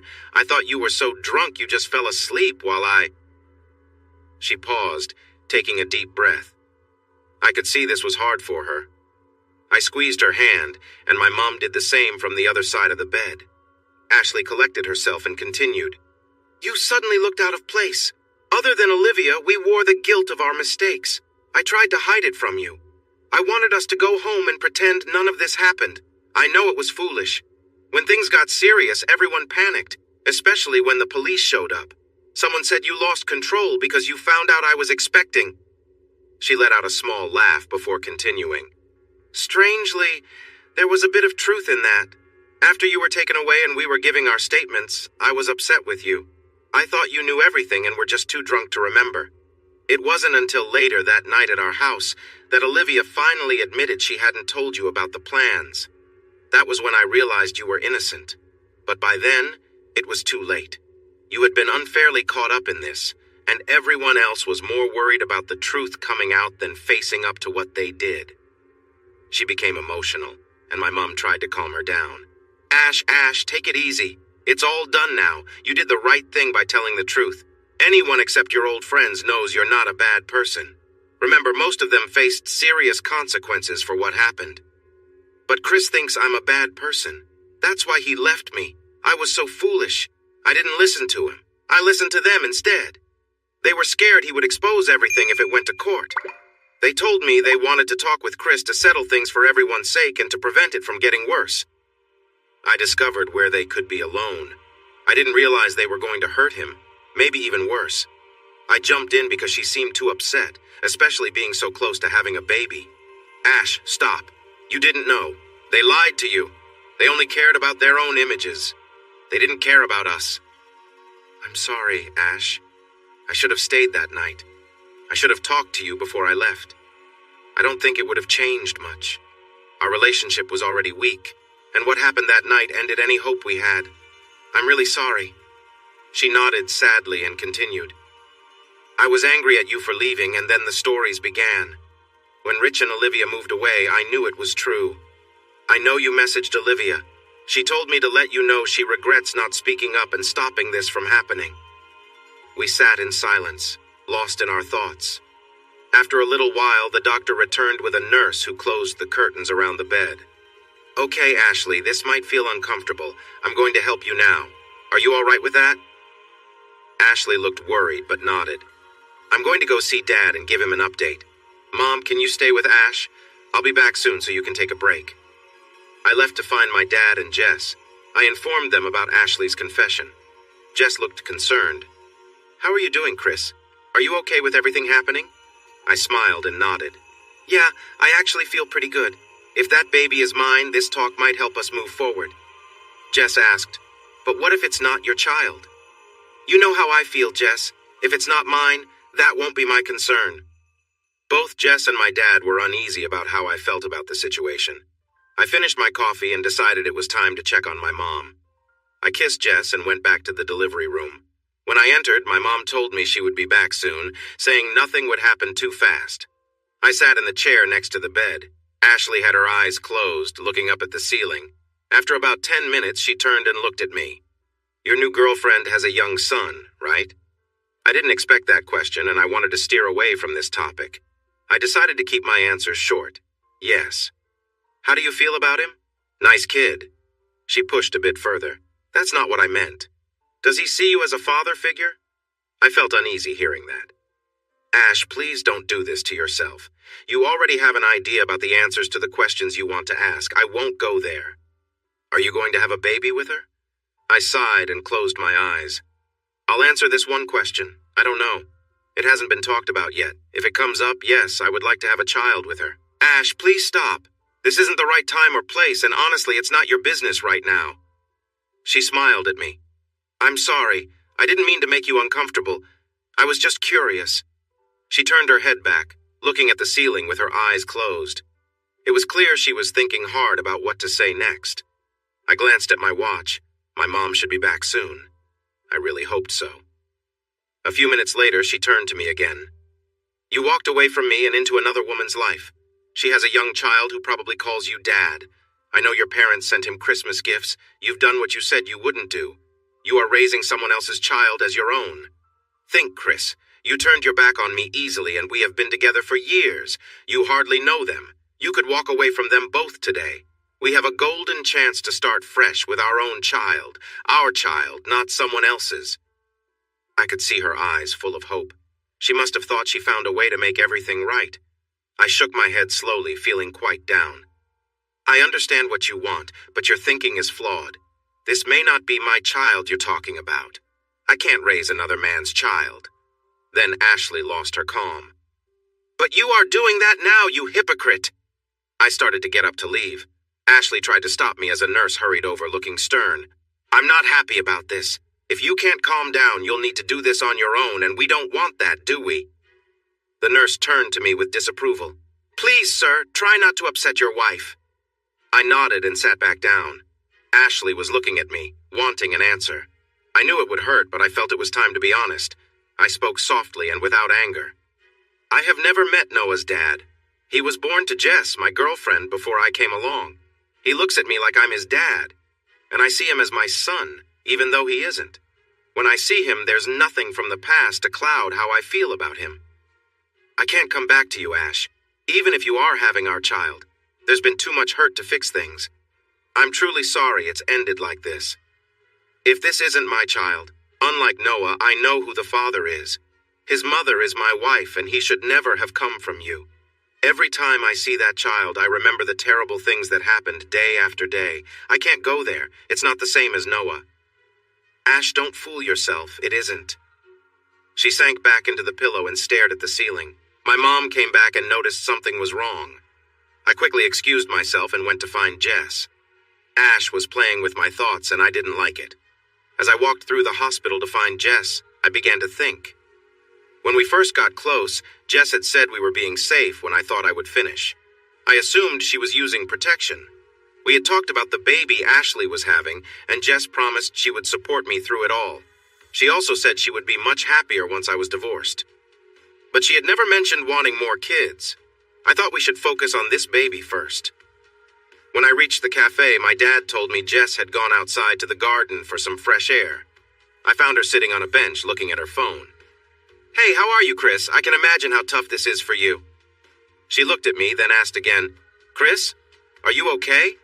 Is something bothering you?" "No, it's just something Ashley said, trying to get to me and make me doubt." Now Jess looked worried. "What did she say, Chris? I can see it's affecting you. Can I ask you something, Jess?" She nodded, still concerned. "When the time is right, would you think about having a child with me?" She gasped and quickly turned away, sitting in silence. I could hear her sniff a few times. Her silence told me all I needed to know. "Thank you, Jess. Now I know where I stand." She turned to me and wrapped her arms around my neck, burying her face in my shoulder with tears in her eyes.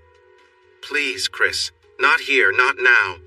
It's the wrong time and place. I'm sorry, we should have talked about this before. I promise I'll think about it." I didn't expect this, and it hurt, especially after Ashley's comments.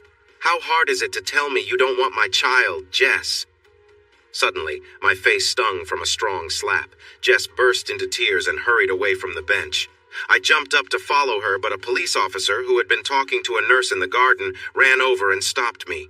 "Take it easy. I saw her slap you. I don't want to get involved. I've seen this many times. Just let her be. Let her calm down, and you need to do the same, okay?" I nodded, feeling sorry, and sat back down. I could feel people looking at me. I tried to call Jess, but she didn't answer. I kept trying for a few more minutes until her phone was turned off. My head dropped into my hands. I knew today would be tough, but not like this. I sent Jess a message. "Please forgive me. I shouldn't have said that. I'm not blaming Ash, but it really threw me off.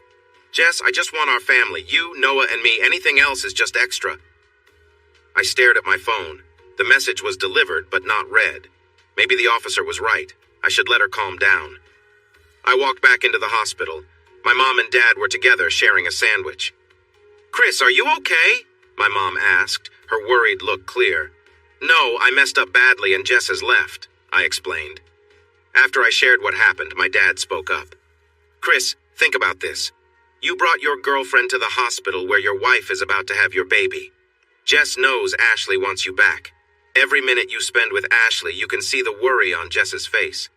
You asked her a question she didn't want to hear. I'll call her in about an hour to see if she'll talk to me if she hasn't come back." The rest of the day was tense. I kept checking my phone. I saw that Jess had read my message, but decided to let my dad try to explain how sorry I felt rather than call her. "Come on, Ashley, one more push. I can see the baby's head now." I didn't want to be there for this part. I wanted my mom to handle it. Ashley got upset when she found out I didn't want to stay, so I gave in. The doctor and nurse looked relieved. My heart raced as I held Ashley's hand. She gripped it tightly, pushing hard during this final stretch. Then the doctor held up the baby. I felt a wave of shock. I had always been fair-skinned with blue eyes and sandy hair. Ashley's family was also fair, with roots from the Scottish Highlands, which showed in her red hair. But the baby that appeared had olive skin and black hair. Jacob's mom was Portuguese. There was no doubt in my mind about who the father was. I let go of Ashley's hand. She was worn out and sweaty, and a nurse came to clean her up. I walked past the doctor and out into the corridor, putting my head against the wall. My parents had been waiting outside, looking worried. "Chris, is everything okay?" my mom asked. "Is something wrong with the baby or Ashley?" I couldn't even look at them. I kept my face pressed against my hands, which were on the wall. I felt like I couldn't breathe as I spoke. "Yes, something's wrong. That isn't my child." They came closer, ready to comfort me. But then we heard Ashley crying from the delivery room. "No, take it away, that's not my baby. Please bring me my baby, this isn't mine." As they stood there shocked, 2 more nurses hurried in. In no time, Ashley went from crying loudly to softly whimpering, and then she fell silent. The doctor came out looking worried and asked me to come with her to an office. "Mr. Watts, can you tell me about you and your wife's situation?" I explained our relationship since our trip to Benidorm. I mentioned that because of Ashley's actions, there was a chance the baby could be someone else's. From what I saw, it seemed very unlikely I was the father. The doctor rubbed her eyes and let out a long breath. "Get some rest. We had to calm her down for now. Come back tomorrow and ask at reception to see your wife. Honestly, I'm not sure where she will be. It depends on how she is when she wakes up, which will be in a few hours. Hopefully she will be calm enough to talk." I thanked the doctor and told my parents, who looked lost. I asked them to take me back to my hotel since I had more to think about. I didn't see a response from Jess, and it worried me. I hoped she would handle the news well that the baby wasn't mine. At least, we could move on. When I entered our room, I was surprised to see her suitcase packed by the door. She was sitting on the bed, staring at the TV. I wasn't sure if she was actually watching it. I picked up the remote and turned it off, then sat beside her. "Jess?" She kept looking at the blank screen. "Jess, it's over. It's done." I watched as a tear ran down her cheek. "Please, Jess, talk to me." She continued staring at the screen. I reached out to touch her chin, trying to turn her to face me gently. She stiffened, so I pulled back. I felt her shaking. Finally, she spoke softly. "Go ahead, go back to her. You have the child you wanted." "No, Jess, you don't understand. If you think this is the end for us, you're wrong. Didn't you read my message?" She nodded. "It doesn't matter, Chris. It's too late." "Please, Jess, you're not making sense right now." She stood up and faced me, starting to undo her blouse. "Jess, what are you doing? I don't want to get into this like this." Once she took off her blouse, she just stood there. She didn't cry out loud, but tears rolled down her cheeks. "Look at my body because I can't. I have to keep it hidden because of the shame I feel." I had never seen her bare midriff before. Now that I could see, I thought I understood why she hid it. She had several scars. After Noah, we tried again. I was pregnant and very happy. I loved being pregnant with Noah and looked forward to being a mother once more. But then things started to go wrong. Jerry was a businessman who made good money, but he started taking bigger risks. 2 of his projects failed. One was a factory in the UK that shut down quickly, and the other was an energy plant based on false promises. He felt like a failure in a world that values success. That's when his worries grew and he began to drink. He came to our Christmas party where there was a dance after the meal. One of the women had a piece of mistletoe, and it was passed around for fun. The kisses were quick and friendly, just pecks unless it was with a partner. A young co-worker came up to me with it, and I kissed him quickly on the lips. When we came home, Jerry exploded with anger, accusing me of having an affair because he felt like a failure and thought the baby might not be his. She paused, struggling to find the words. I tried, but he couldn't see the truth. Even his brother told him he was imagining things. I reached out to comfort her, but she gently moved my arm away and continued. I've never talked about the nightmare I went through. If it hadn't been for Noah, I don't think I would have made it. When I was 8 months along, Jerry came home after drinking too much. He said terrible things to me, claiming the baby wasn't his and that I should get ready to give it away. I stood in front of him and slapped him. It was the biggest mistake of my life besides marrying him. Tears were streaming down her face now and she was shaking. Please, Jess, stop. I understand. Don't do this to yourself. Her tone surprised me. Be quiet. You asked a question earlier today and I'm giving you the answer. She looked at me without changing her expression and went on. He hit me hard. I didn't feel the pain, but my unborn child did. The baby moved wildly from the shock as I fell to the floor. I begged him to stop as he continued. I felt helpless as that little one faded away inside me until I could feel it stop moving. I felt like I had let my child down. I didn't keep my baby safe. He loomed over me, saying everything was all right now and we could move on. I was too weak to respond, barely aware of my surroundings. I remember him calling his brother Brett and saying he would handle things. I hoped Brett would call for help. I wished for a chance at recovery. But instead, he came over, saw me in a bad state, and then called for help. I can still hear his words clearly. "Sorry, bro, I can't fix this." He believed he could mend what his brother had done. It wasn't over yet. At the hospital, they had to take my baby away. "Please, Jess, I'm asking you to stop. I see now that you've been hurt, but I didn't realize it was like this. Let me help." She pushed my hand away as I tried to pull her close. "I didn't just lose my baby, I lost who I am. I can't have children anymore. Are you happy now? I can't give you what you want. Go back to your wife. Even if this child isn't yours, the next one could be. We're done, Chris. I believed I would never let anyone back in my life, especially love, but then you came along and changed that. I was afraid to tell you I couldn't have children yet. I'm so sorry, Chris."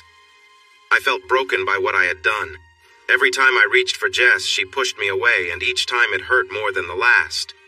Jess's phone buzzed, and she glanced at it before picking up her things and heading for the door. "Where are you going, Jess? You shouldn't drive right now." "I'm going home. My dad brought my brother to drive my car back for me. I don't know what you'll do about work. That's for you and my dad to figure out. Goodbye, Chris. I thought we were meant to be, but I was wrong." Her voice was shaky as she left. I wanted to run after her, but I knew that would only make things worse. I was exhausted and emotional. If her dad and brother got involved, it would only complicate things. The best thing to do was to call her parents tomorrow and hope they understood the trouble I had caused. With that, I fell onto the bed and cried over the painful emptiness that had entered my life that day. I stood in front of my mom as she looked me over. I felt like a kid again as she wet her fingers and smoothed down my messy hair. "Good luck, son. Your dad and I will be rooting for you." I walked away from them. The weather had finally changed. The sun was shining and the sky was clear after days of stormy weather. I took it as a sign that things could get better. I strolled along the beautiful Bournemouth seafront, enjoying how the waves gently rolled onto the shore. As I walked, I saw two young women at a bar sipping drinks. They smiled at me, and one even winked. I reached the bench I had been searching for and sat down next to two people who were already there. "Chris!" Noah jumped onto the bench and wrapped his arms around my neck. It was hard not to get emotional. "Hey, little buddy!" Noah then pointed to the person beside me. "Who's that?" "That depends," I replied. "On what?" "If your mom will let you have a baby sister?" His eyes widened as he looked into the stroller. "She's so tiny, isn't she?" "She surely is." Jess finally spoke up.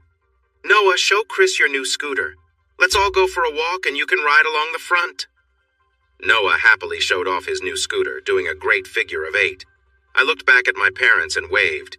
They waved back from the table outside the cafe. I made a light joke, and Jess playfully punched my arm. Well, at least our parents seemed to get along. I pushed the stroller as we walked and talked. I tried to say sorry for what had happened, but Jess stopped me. She said it was all in the past and she didn't want to dwell on it. "Chris, are you really serious about what you told my mom and dad? You're saying things very differently than before." I nodded, smiling. "Yeah, you're right. Sometimes good things can come from tough times. You really put me through a lot back in that hotel, and it was hard for me. I didn't understand how difficult things had been for you.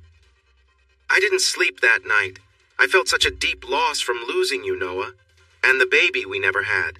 I never said it out loud, but I was excited about becoming a dad, even if it meant being a single dad. I'm truly sorry. I should have talked more about what it all meant to me. There wasn't going to be a future with Ashley anymore." When we went back to the hospital the day after the birth, we were taken to a room, and then suddenly a nurse tried to hand a little bundle to me. It was assumed I would take care of it. I stepped back and my mom took over. She stopped walking and looked at me. "What does Ashley think about all this? It's her child, too."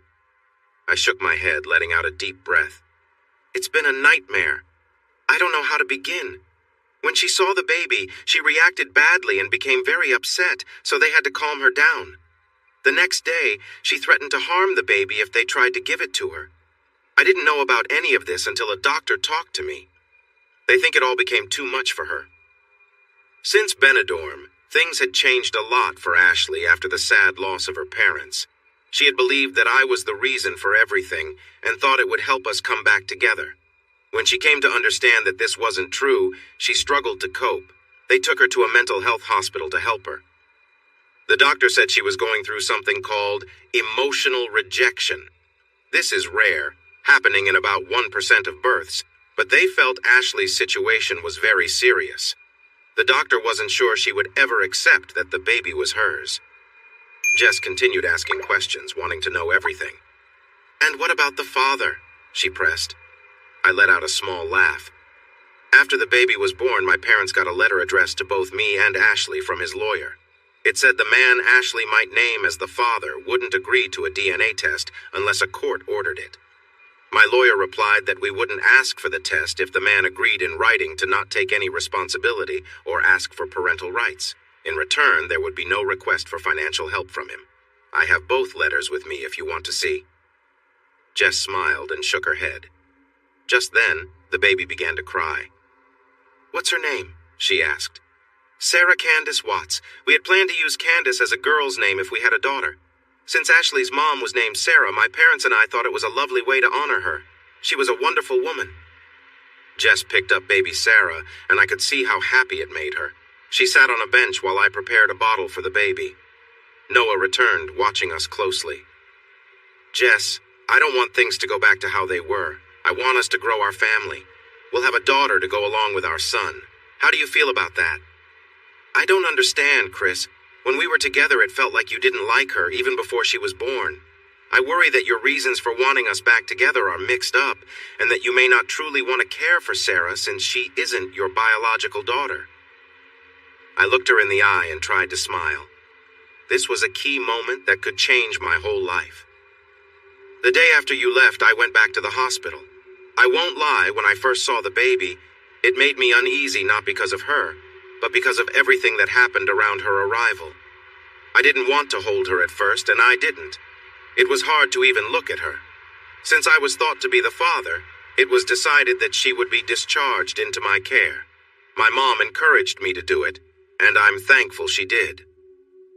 When Sarah was released from the hospital, I remember driving home and watching my mom care for the little girl in her car seat. That first night, I felt really upset because I thought I had pushed you away, along with the boy who called me Dad. I was also sad that the child wasn't mine. The pain in my heart was deep, and I felt more lost than ever. I hardly slept. When Sarah cried at night, I went to check on my mom. She was getting the bottle ready to feed Sarah. I sat beside her while she fed the baby. Soon, my mom started to doze off. The stress had worn her out too. I asked her to show me how to help. I wanted to support her and share the responsibility. My mom smiled weakly and thanked me. She looked like a weight had been lifted from her. I think she understood what was about to happen. Sitting with her on the sofa, she gently handed me the tiny baby. She felt so light. Sarah was crying because she had lost the bottle. My mom helped me hold her so I could start feeding her. As Sarah took the bottle, my mind was full of thoughts. I thought about how she came to be and felt frustrated that this baby should have been mine. But then, something began to change inside me. Something I hadn't felt since I found out the baby might not be mine. I started to think about what I truly wanted. I wanted the family we had, even if it happened by chance. I had caused a big rift in that relationship and realized I could help mend it. I could take on the responsibility and make our family whole again. It didn't happen instantly. Over the next few days, I grew closer to Sarah. I tried to convince myself it wasn't real. I watched my mom, and I hadn't realized how much she and my dad had already given to Sarah, even before she was born. I could see in my mom's eyes that this was her granddaughter, and none of that mattered to her. "If you don't want me and Sarah in your life, I will be sad. But I am here for her," I said. Mom smiled, and her eyes filled with tears. Noah looked at her and started to smile too. "Those are happy tears, right, Mom?" he asked. "Yes, Noah, they are the happiest tears I've had since you were born." I sat there smiling, shaking my head slowly as Jess fed Sarah. Jess noticed and asked, "What's so funny?" I looked at her with a grin. Sort of. My old life ended on the last day of my summer holiday in Benidorm. Less than a year later, I'm in a new place, here in Bournemouth. This is now my home, not just a vacation spot. Our lives begin today, and I'm excited for a new family life with you, Noah and Sarah. 18 months later, we were married. Ashley was now a part of my past. Before our wedding, we got a surprise.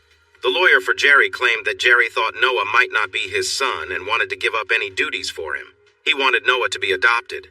I was shocked when I learned he wanted £1.5 million back that was meant for Noah as he grew up. When I talked to Jess about it, she agreed right away. I asked her where we would find that kind of money, and she just rolled her eyes. You do know that a venture capitalist usually makes a lot of money, right? I told you I can keep this house for a while, and this won't change things much for us. The day after we got married, Noah officially became Noah Watts. I felt so proud.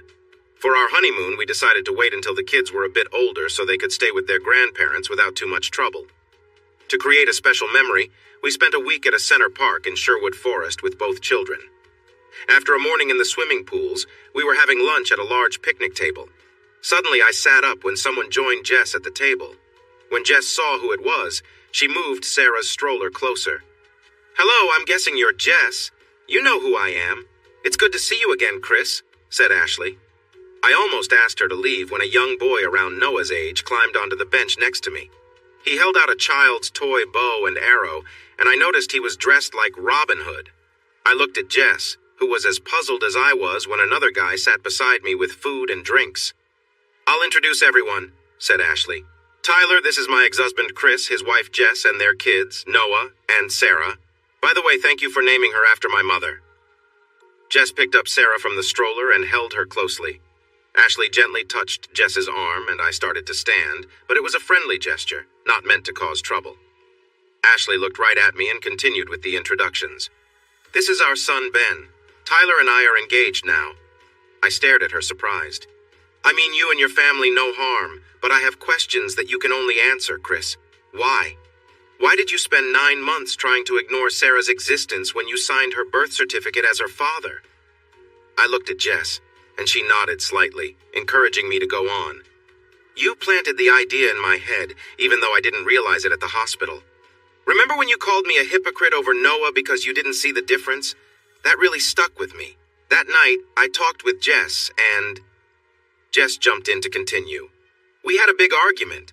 I hadn't shared some important things with Chris. It hurt me, and I ended things with him. I couldn't deal with a situation that felt impossible to fix. But now it feels different, and that's partly thanks to you. It might not be the usual way, but it worked out. You see, I can't have more children." Ashley listened to Jess with a look of sadness. I went on. The next few days blurred together with all the activity. Social services wanted to make sure Sarah was safe, given what had happened in the hospital. "I tried to reach you, Ashley, I really did." Ashley smiled, which surprised me. Then Tyler spoke up. "You don't remember me, do you? I was in the office when the doctor talked to you about Ashley. I work at the hospital as a psychiatrist. It sounds strange, but that's where we met. I didn't pursue anything with Ashley until she left the hospital. We were both searching for something. My wife just left with her new boyfriend, leaving me and our son in a difficult situation. In finding each other, we found strength." Ashley smiled brightly as she added, "I have a son, Chris. Just like you, I got involved with Ben's life, and that's okay. If you love someone, you embrace every part of their life, including their children, regardless of how they came to be. You had stopped loving me, and Tyler helped me deal with that." I nodded and replied, "I'm glad you found happiness, Ashley. I'm happy for your family." Ashley and Tyler held hands across the table. "Almost, Chris. In 7 months, we'll be welcoming our own child," she said. We congratulated them both, but then the mood became serious. I felt anxious, worried they might say they wanted to take Sarah from us. "I believe in fate, Chris. That's why we're here together at this picnic table. I talked to Tyler about this, and I want you and Jess to adopt your daughter. I plan to speak with a lawyer so we could settle things and move forward. Jess, I'm truly sorry to hear you can't have more children. Maybe this can help ease your pain." Now it was Jess and I holding hands. We talked a bit more while we had our lunch before we each went our own way. It felt like I had some closure, like I had finished a part of my life and placed it on a mental shelf. As we turned to leave, Jess stopped and gave me a warm kiss. When I looked at Noah, he made a funny face. Yuck, I'm never going to do that kiss stuff. With that, I bent down and lifted him up. Jess took Sarah from her stroller and we all came together for a big hug, showering our kids with kisses. They both giggled as they tried to push us away. Sorry, kids, but parents have the right to kiss their children as much as they want. Right, Jess? She didn't reply, and we continued kissing our kids while they laughed and squirmed to break free. Thanks for watching this video. Don't forget to subscribe to Infidelity Plus to stay updated with more captivating tales of infidelity and payback. Turn on notifications so you're the first to see our latest content.